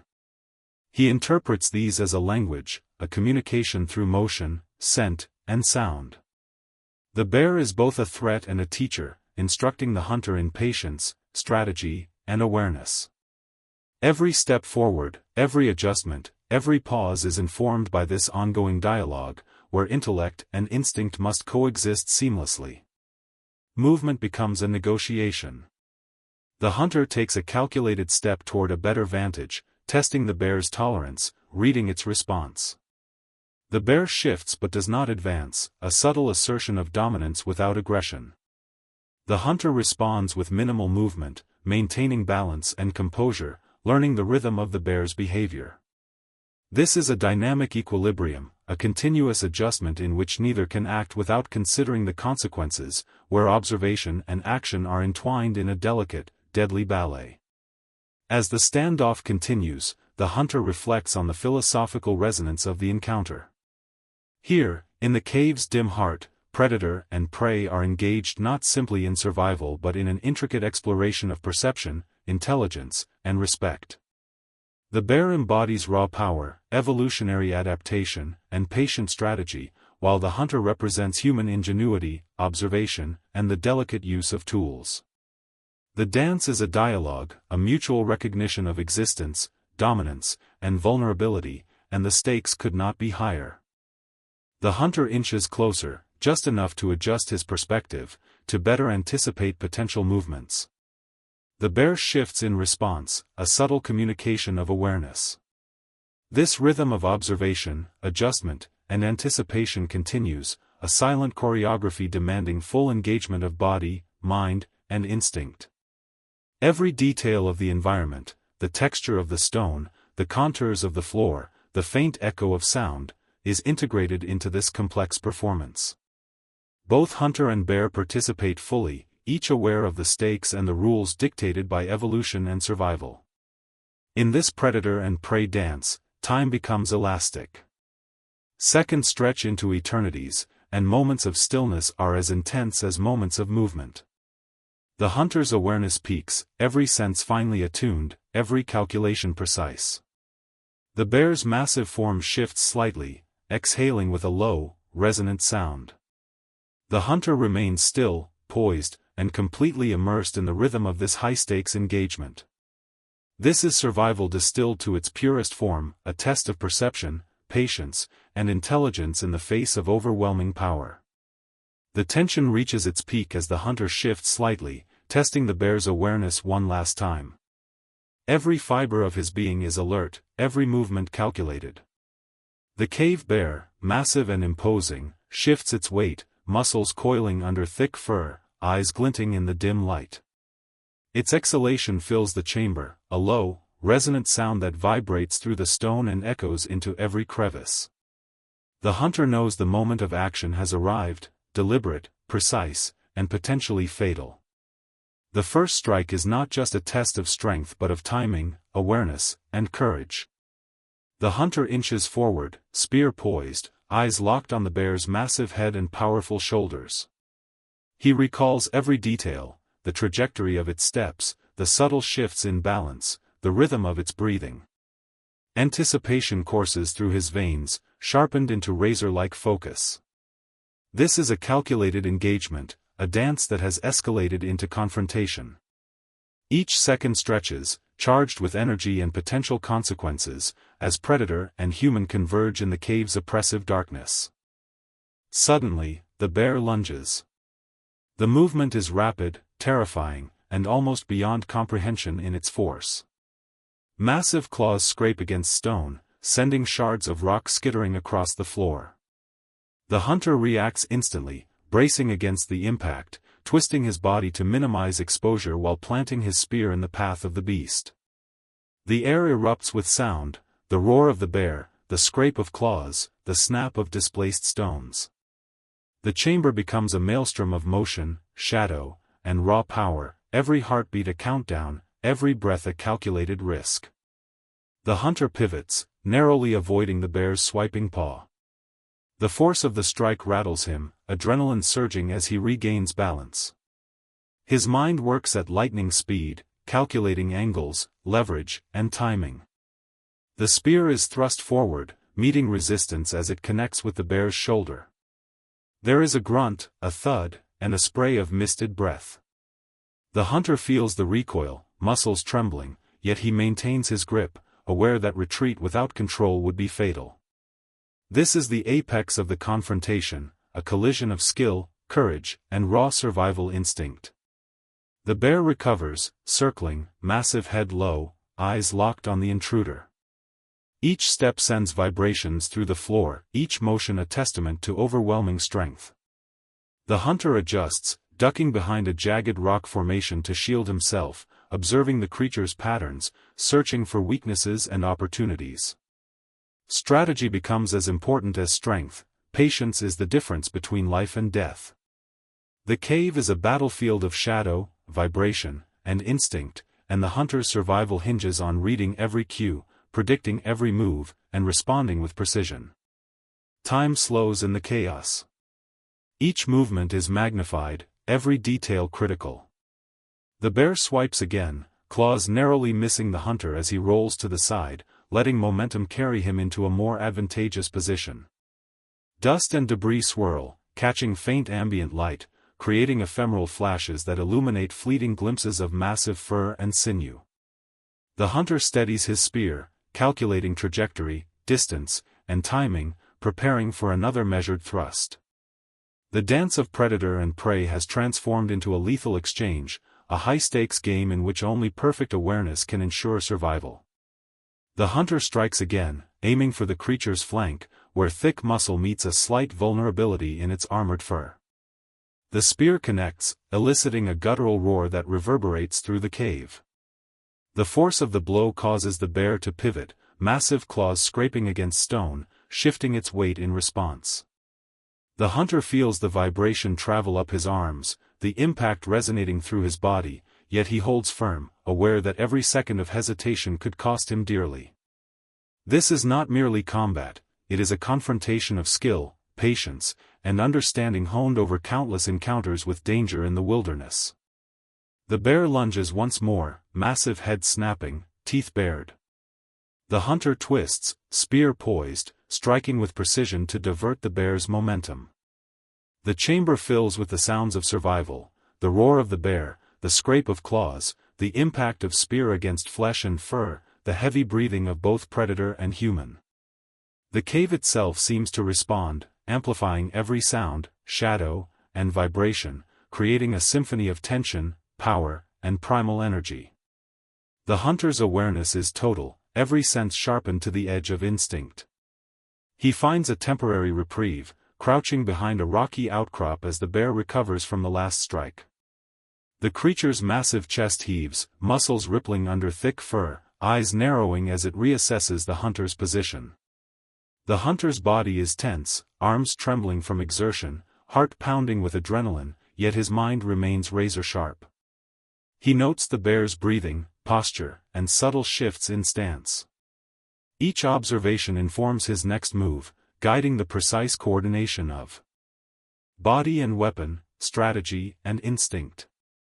A pause. The cave is alive with anticipation, the tension almost unbearable. The hunter senses the creature's awareness, intelligence, and calculation.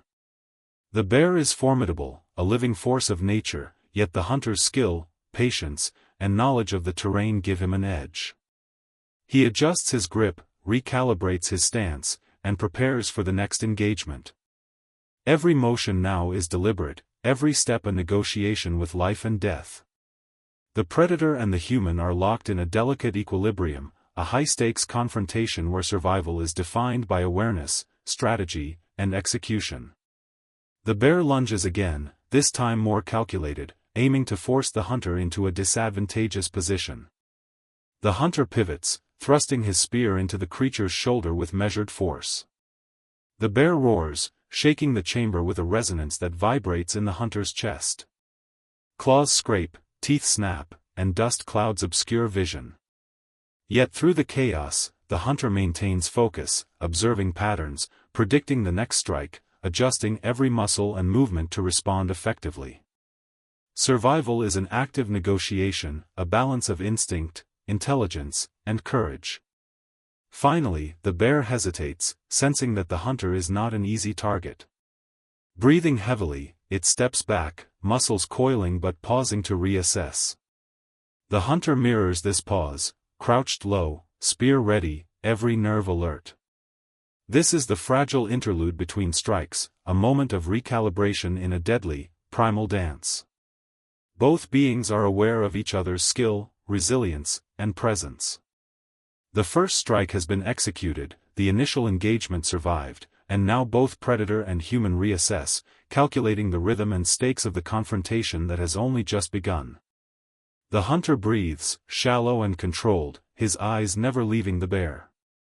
Every sense remains acute, vibration in the stone, the scent of fur and earth, subtle shifts in shadow. The cave has become an arena of survival, every echo, every sound, every detail magnified. The first strike has tested courage, skill, and patience. It has set the stage for the ongoing struggle, the high-stakes negotiation of life and death that defines existence in the Ice Age wilderness. The cave falls into a tense silence, broken only by the heavy, measured breathing of predator and hunter alike. Dust and debris slowly settle on the uneven stone floor, swirling faintly in the weak ambient light. The hunter crouches, muscles trembling from exertion, heart pounding in sync with the echoing beats of the cave itself. Every nerve remains alert, every sense sharpened by the confrontation. Though the first strike has passed, the danger has not dissipated. Instead, the cave now hums with the aftermath, reverberating with the echoes of survival and the raw intensity of a life-and-death encounter. The bear shifts slightly, nostrils flaring, ears rotating to catch the faintest sound. Its eyes, dark and intelligent, scan the hunter's position. For a moment, time feels suspended, each being suspended in mutual assessment. The hunter notes the bear's breathing, the subtle movements of its massive muscles, and the quiet assertion of dominance that radiates even in stillness. In these moments, he senses the intelligence and awareness of the creature, understanding that the standoff is as much psychological as it is physical. Each participant gauges the other, measuring resilience, courage, and adaptability. Every sound seems amplified in the cave's dim confines, a faint drip of water from a stalactite, the soft scrape of rock under the bear's weight, the whisper of dust shifting across stone. The hunter inhales cautiously, aware that even the faintest scent might betray his position. Awareness now extends beyond vision or hearing, it encompasses every vibration, every subtle change in the environment. Survival is a total engagement, demanding the integration of instinct, observation, and reflection. He realizes that life in this chamber, at the edge of a predator's dominion, is an intricate balance of presence and patience. The hunter's mind turns inward, reflecting on the delicate nature of existence. The encounter has revealed not only the bear's raw power but also the fragile resilience of his own life. He contemplates the evolutionary forces that shaped both human and beast, the countless generations who have danced this same rhythm of survival. In the stillness, he senses the deep temporal connection to the Ice Age wilderness, the cycle of predator and prey, the negotiation between fear and courage, and the lessons embedded in the struggle for life.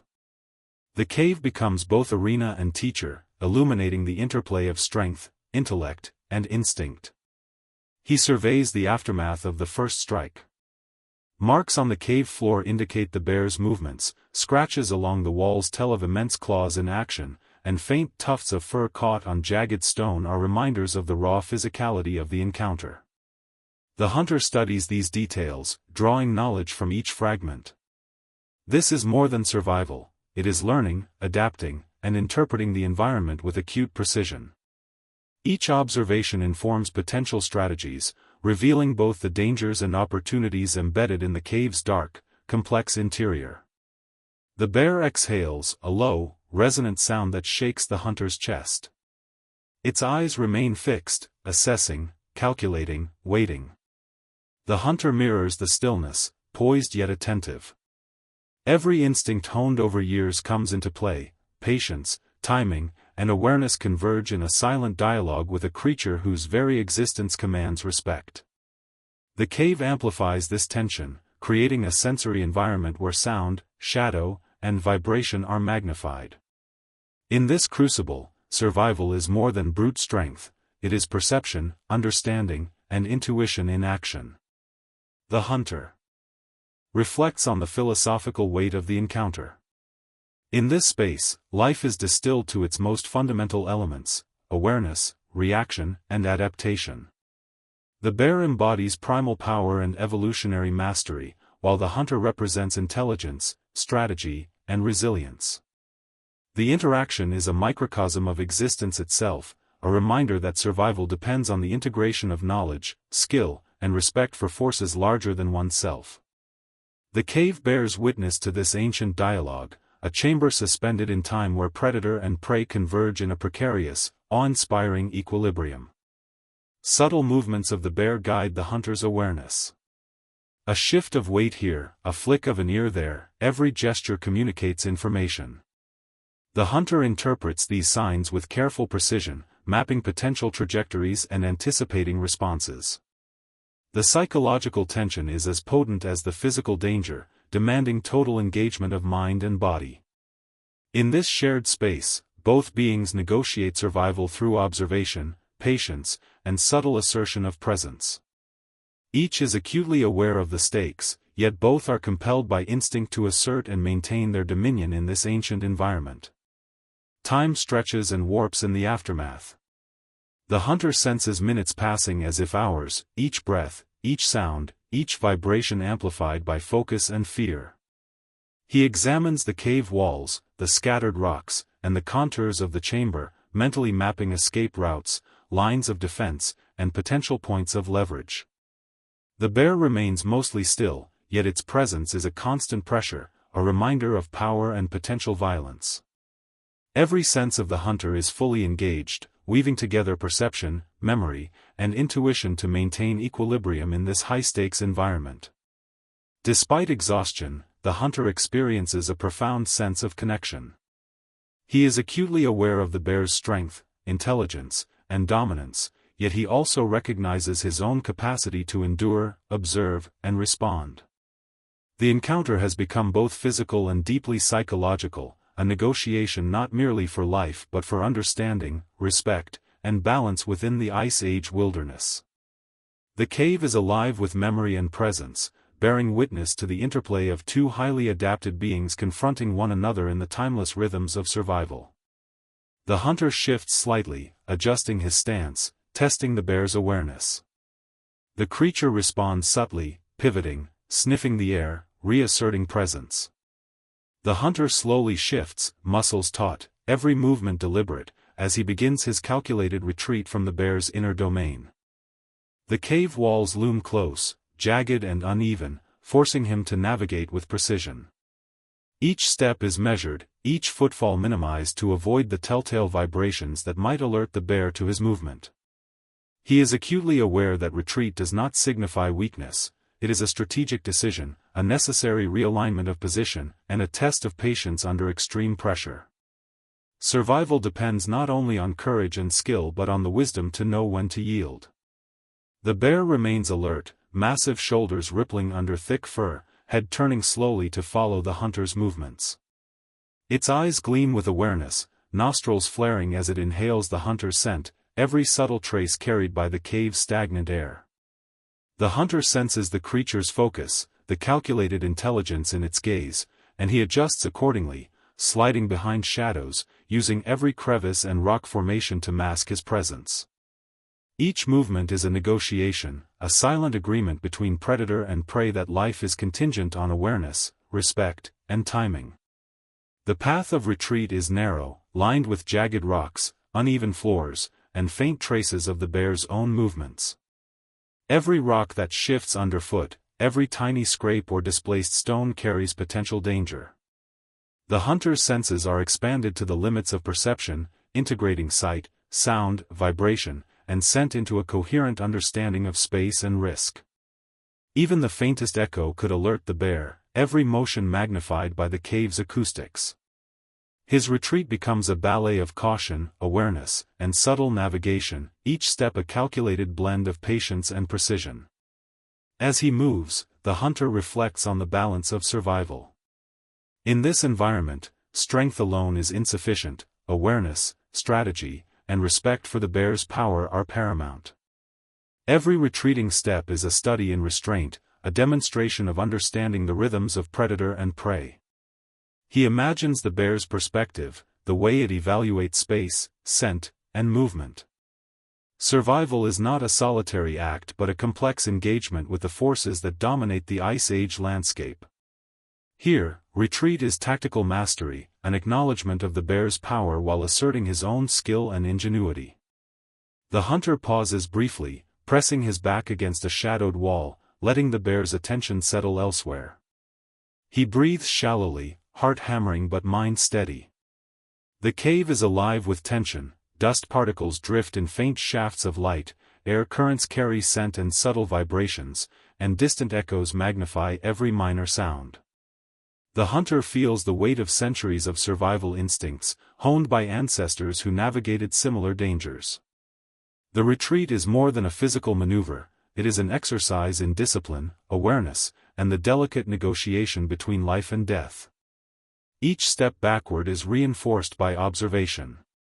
The hunter notes the bear's posture, its subtle shifts, and its apparent assessment of his presence. These cues dictate his movement, guiding him along a path that maximizes concealment while minimizing risk. He uses the environment deliberately, slipping behind protrusions, moving with the curve of the walls, and allowing shadows to cloak his silhouette. Every detail matters, a misstep, a flash of light, or an unexpected sound could provoke aggression. Retreat, in this context, is a precise orchestration of body, mind, and instinct. The hunter senses the cave's subtle rhythms as part of the retreat. The vibration of stone under the bear's weight, the faint echo of distant drips, and the texture of the floor underfoot all inform his movement. Awareness extends beyond immediate perception to include the dynamic interaction between creature, environment, and human. The retreat becomes a meditation in motion, a balance of caution, strategy, and physical skill. He is simultaneously predator and prey, observer and participant, navigating a space where survival demands total engagement. Despite the tension, there is a strange elegance in the calculated retreat. Each movement, though cautious, demonstrates mastery of environment, awareness, and instinct. The hunter understands that retreat is not surrender but adaptation, a dynamic adjustment that honors the bear's strength while preserving his own life. The rhythm of his steps aligns with the ambient vibrations of the cave, allowing him to move almost invisibly while monitoring the bear's reactions. This is a dance of survival, fluid and responsive, where success is measured by continued life rather than conquest. The bear shifts again, sniffing the air, a low rumble vibrating through the chamber. The hunter freezes, adjusting stance, waiting, observing. Each minor action now carries amplified significance. The retreat is punctuated by pauses, moments to reassess, read cues, and recalibrate. The cave amplifies tension, magnifying every subtle signal from the bear. Every movement is strategic, every decision informed by the twin imperatives of caution and opportunity. The hunter's awareness is total, body and mind fully synchronized with the environment and the presence of the immense predator. He continues backward, inching toward a more open section of the cave where maneuverability is greater and escape routes are clearer. The bear follows, but its movements are deliberate, measured, asserting presence without immediate aggression. The hunter's retreat is a negotiation of space and dominance, a balance between distance and observation, respect and assertion, risk and survival. The careful withdrawal demonstrates not weakness but the nuanced intelligence required to endure in an environment where every miscalculation can be fatal.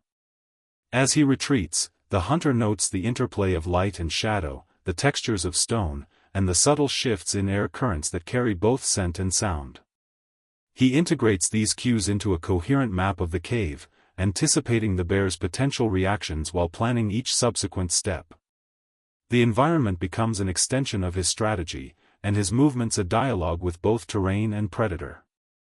The hunter finally allows himself a brief moment of respite, settling against a jagged stone wall in a wider chamber where movement is less constrained. Muscles scream from tension and exertion, yet he remains alert, senses scanning the cave for any sign of the bear's movement.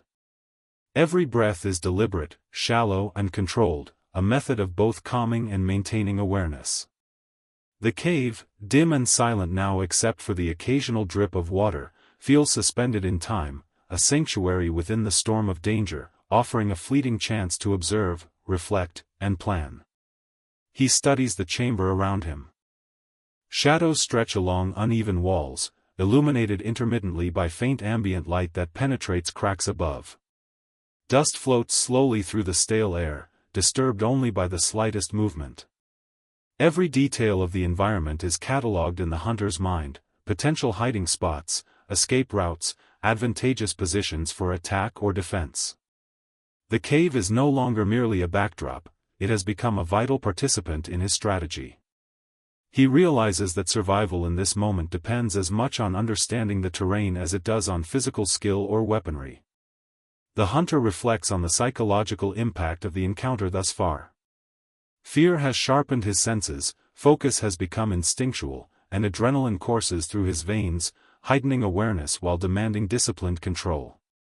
Each heartbeat reverberates like a drum in the chamber, a reminder of fragility and resilience intertwined. The encounter with the cave bear is more than physical, it is an exploration of patience, perception, and the raw intensity of existence in the Ice Age wilderness. In this moment of quiet, he contemplates the balance between courage and prudence, aggression and restraint, instinct and intelligence. He reviews the events leading to this brief reprieve. The first strike had tested courage, timing, and precision, the subsequent retreat had tested patience, observation, and adaptability. Each action had been measured, deliberate, and guided by experience honed in the harsh wilderness. Yet even now, there is no certainty of safety. The cave bear remains nearby, a presence felt in vibration, scent, and shadow. Awareness is perpetual, complacency is fatal. The hunter's mind remains fully engaged, processing each sensory detail, anticipating potential movement, and preparing for whatever may come next. The hunter takes a moment to tend to his equipment, adjusting the grip on his spear and checking the tension of the cordage.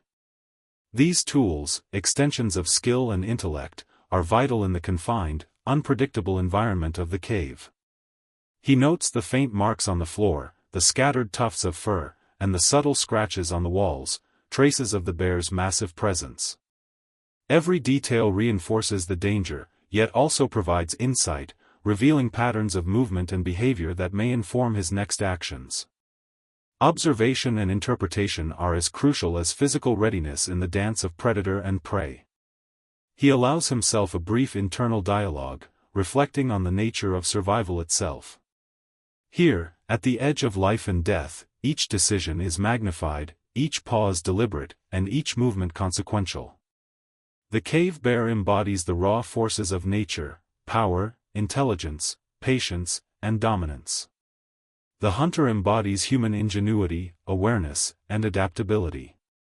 The encounter is a convergence of these forces, a moment in which instinct, skill, and intellect must synchronize to navigate a world where every miscalculation could be fatal. The hunter shifts his position slightly, feeling the cool stone beneath him and the subtle vibrations transmitted from the bear's nearby movements. Awareness is multisensory: sight, sound, scent, vibration, and even intuition merge into a coherent understanding of his environment. Every aspect of the cave, from the texture of the stone to the faint drafts of air, is integrated into a strategy of survival. The momentary respite is both physical and psychological, allowing the hunter to recalibrate, restore controlled breathing, and mentally rehearse potential responses to the bear's next action. Time becomes elastic in the cave. Second stretch, moments feel extended, and the hunter is acutely aware of every passing heartbeat. He contemplates the delicate balance of life in the wilderness, the intersection of power and strategy, predator and prey, intelligence and instinct. The cave bear, massive and commanding, has not yet committed to further aggression, but its presence dominates the space, shaping the hunter's behavior and decisions.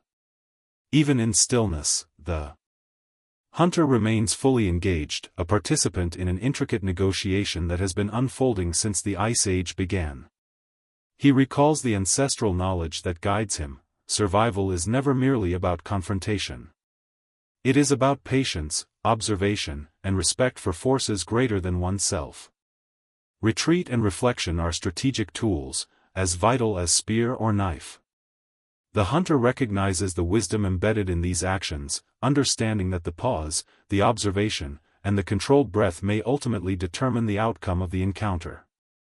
The hunter rises slowly, muscles coiling and releasing in precise rhythm, aware that any sudden motion could provoke the bear. He has allowed himself a momentary respite, but now the focus returns. Tactical repositioning is essential to maintain control and increase the odds of survival. Every step is measured, each movement deliberate, as he shifts toward a section of the cave offering higher ground and better visibility. The terrain is jagged and uneven, each stone a potential obstacle or advantage, demanding total awareness and careful foot placement. As he advances, the hunter remains acutely aware of the bear's presence. Its massive form is partially obscured by shadows, but its power radiates through subtle vibrations in the stone. He senses the creature's gaze, calculating the hunter's intentions, muscles coiled in readiness. The hunter moves in response, using cover, shadow, and the contours of the cave walls to mask his approach. Each adjustment is a negotiation, an invisible dialogue of awareness and anticipation between predator and human.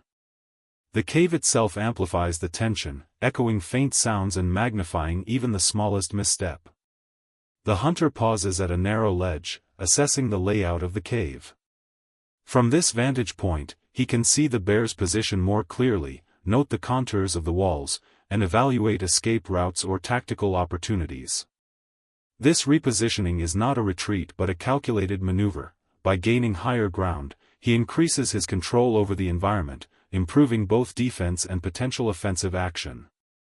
The cave becomes a three-dimensional battlefield, and every element, from the jagged rock to the shifting light, is considered in his strategy. His movements are slow, precise, and deliberate. The hunter tests the stability of the stones underfoot, anticipating the sound each step might generate. The bear shifts, nostrils flaring, ears twitching, responding to even the faintest vibration. The hunter senses this, adjusting posture and speed to remain undetected while continuing his strategic advance. The dynamic between predator and prey is intricate, requiring both calculation and instinct. The bear tests boundaries with every movement, while the hunter reads, anticipates, and adapts, aware that a single miscalculation could end the delicate equilibrium in a lethal instant. The cave's acoustics amplify tension. A faint scrape of stone, the echo of shifting dust, even the hunter's controlled breathing reverberates through the chamber. He uses these subtle auditory cues to map the bear's location and predict its potential movements. Simultaneously, he integrates tactile feedback from the terrain, noting variations in stone texture, subtle vibrations, and the incline of the ledge beneath his feet. This multisensory awareness is the cornerstone of his repositioning strategy, allowing him to move with calculated confidence while remaining ready to react instantaneously. Strategic repositioning is as much psychological as physical. The hunter imagines the bear's perception, evaluating how his movement might influence its behavior. He considers angles of attack, escape paths, and potential ambush points, mentally rehearsing possible outcomes. Awareness becomes anticipation, observation becomes prediction, and each calculated step reshapes the invisible map of dominance within the cave. This interplay of intellect, instinct, and environment defines the hunter's approach, emphasizing skill, patience, and precision over brute force. As he ascends a slight incline, the hunter uses natural cover, overhanging rock, shadowed alcoves, and protrusions, to mask his movement. The bear's posture remains alert, but there is no immediate charge, a subtle acknowledgement of the hunter's skill and restraint. Each pause, each adjustment, is an opportunity to reassess, to align strategy with perception, and to consolidate advantage. Tactical repositioning is not a single maneuver but a continuous process, an ongoing negotiation of distance, observation, and environmental control. The hunter observes the bear closely. It shifts slightly, sniffing the air, pivoting its massive shoulders, yet remains largely stationary. The hunter holds his elevated position, muscles coiled, spear ready, yet he senses the cave shifting around him, not physically, but in the weight of presence.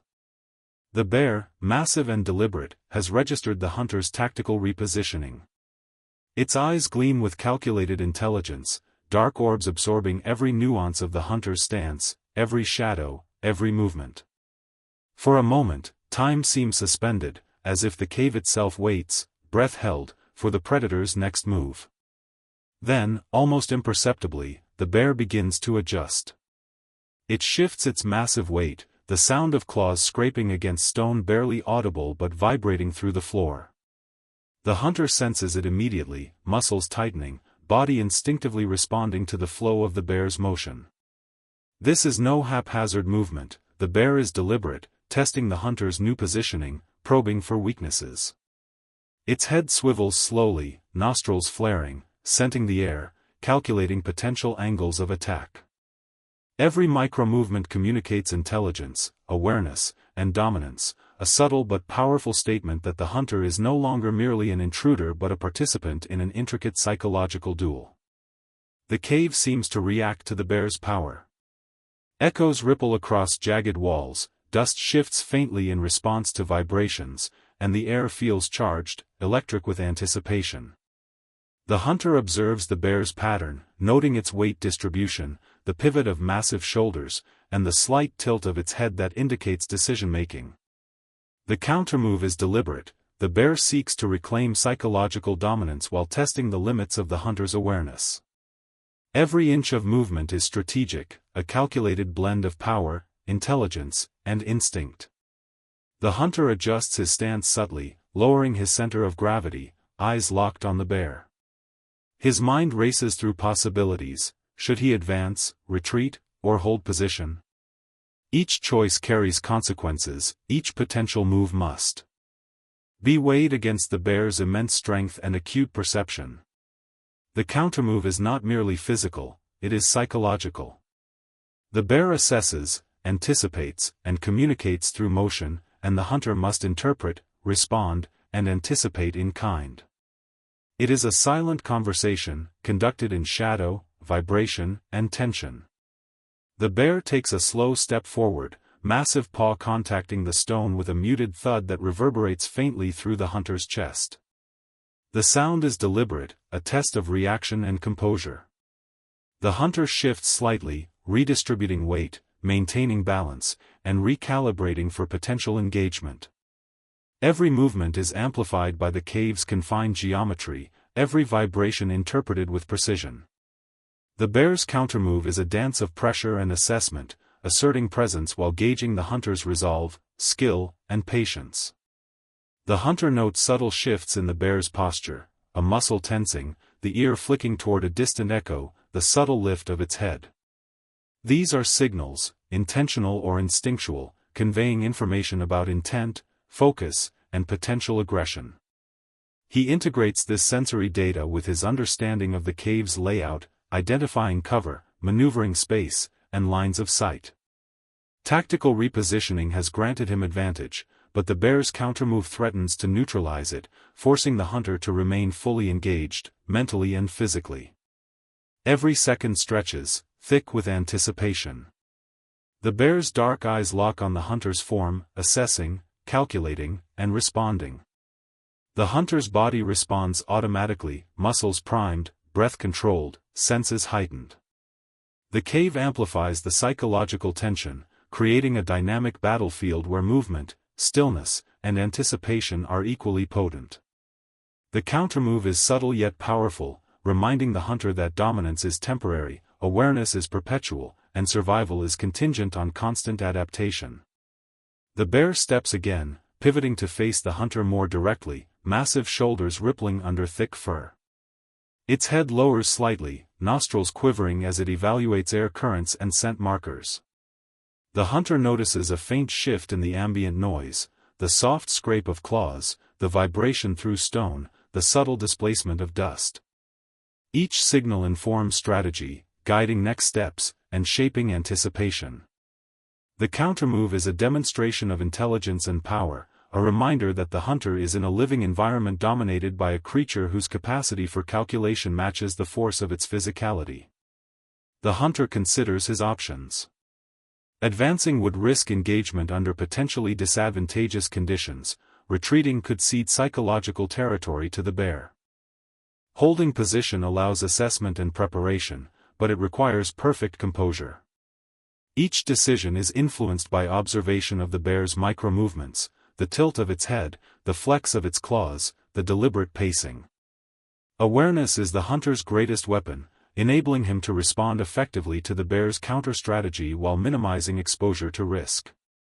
A pause.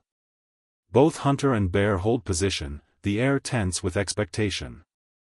The cave vibrates faintly with the bear's subtle adjustments, while the hunter's senses catalog every detail, the angle of the walls, the slope of the floor, the placement of jagged rocks that might aid or hinder movement.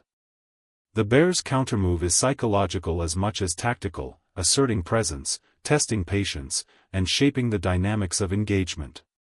The hunter understands this, integrating instinct, intellect, and experience into a coherent strategy for survival. The bear lunges slightly, not a full attack, but a probing advance, testing the hunter's reactions.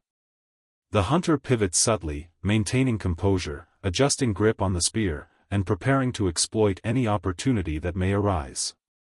The countermove is deliberate, a blend of intimidation, calculation, and testing, seeking to dominate without unnecessary exertion of energy. The hunter interprets the motion, reading intention from minimal cues, the flare of nostrils, the pivot of paws, the subtle ripple of muscle beneath fur. The cave tightens around them, shadows stretching like silent witnesses to the unfolding drama. The hunter feels every heartbeat reverberate through his chest, every muscle coiled and ready for instant action. The bear, massive and intelligent, stands its ground, nostrils flaring, eyes glinting with a combination of curiosity, caution, and raw power. Time seems suspended, compressed into a single, elongated moment where every decision, every movement, and every breath carries the weight of life and death. The hunter grips his spear with white-knuckled intensity, aware that the upcoming confrontation is not just physical but profoundly psychological. Every previous maneuver, the tactical retreat, repositioning, and moments of reflection, has led to this juncture. He understands the bear's movements, anticipates its instincts, and aligns his own strategy with the subtle cues the predator provides. The cave becomes both battlefield and amplifier, each echo magnifying sound, each shadow accentuating presence. The hunter's mind is focused, yet aware that instinct, reflex, and anticipation must operate in perfect synchrony to survive what comes next. The bear shifts, heavy shoulders rolling, muscles flexing beneath thick fur. Its eyes lock on the hunter's, a silent declaration of dominance and intent. The hunter senses the raw power emanating from the creature, its immense weight coiled like a spring ready to strike. He adjusts stance, lowering his center of gravity, spear poised to exploit openings, aware that hesitation could be fatal. Every movement is calculated, each subtle motion a negotiation between courage and prudence, between confrontation and survival. The hunter takes a tentative step forward, testing the bear's response. The predator mirrors him, paw lifting slightly, claws scraping the stone ever so faintly, a signal of awareness and readiness. Each second stretches, thick with tension, the cave itself holding its breath. Shadows dance along jagged walls, dust drifts slowly in weak shafts of light, and the air is charged with anticipation. The hunter recognizes that the final confrontation is as much about mental acuity and perception as it is about physical prowess. Suddenly, the bear lunges, massive forepaw striking toward the hunter's flank with explosive force. Instincts honed over years of survival kick in, the hunter pivots, narrowly avoiding the blow, spear angled to counter. The impact reverberates through stone, dust clouds rising with the force of motion. The predator's countermove is deliberate, testing limits, gauging reaction, and asserting dominance. The hunter responds with precision, thrusting, evading, and exploiting the bear's weight and momentum to create fleeting advantage. Every movement in the cave now becomes a high-stakes dialogue. The hunter reads subtle cues, the flare of nostrils, the tilt of the head, the shift of shoulders. The bear evaluates the hunter in kind, responding to shifts in position, rhythm, and intention. Each strike, feint, and pivot is a conversation conducted in motion, a negotiation of power, awareness, and survival. The chamber amplifies every sound, claws scrape, stones shift, breath hisses through nostrils, and the hunter's heartbeat drums an internal rhythm of focus and determination. The hunter senses the bear's strategy evolving. It circles, massive paws silent against the cave floor, eyes never leaving their prey. The predator's counter-strategy is to exhaust, intimidate, and exploit any sign of weakness. The hunter mirrors the movement, keeping distance, maintaining leverage, and observing minute cues to anticipate attack.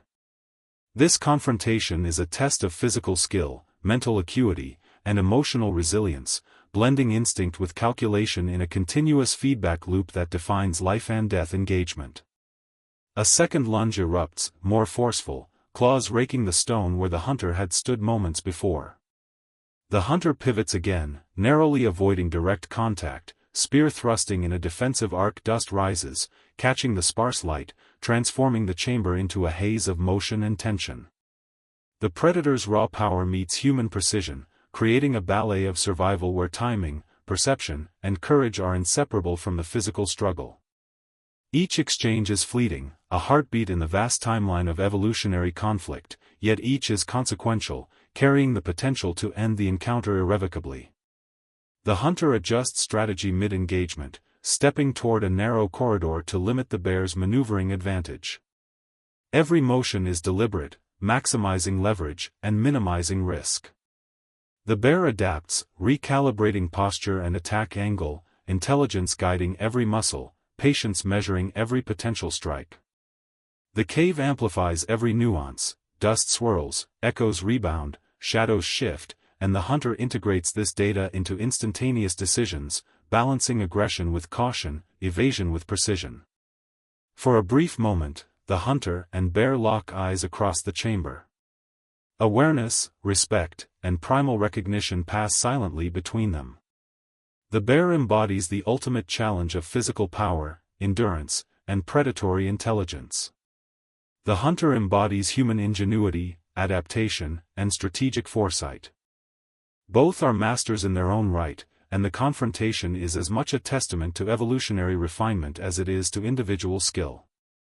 The cave serves as witness, a silent arbiter of the struggle unfolding within its stone walls. The tension escalates.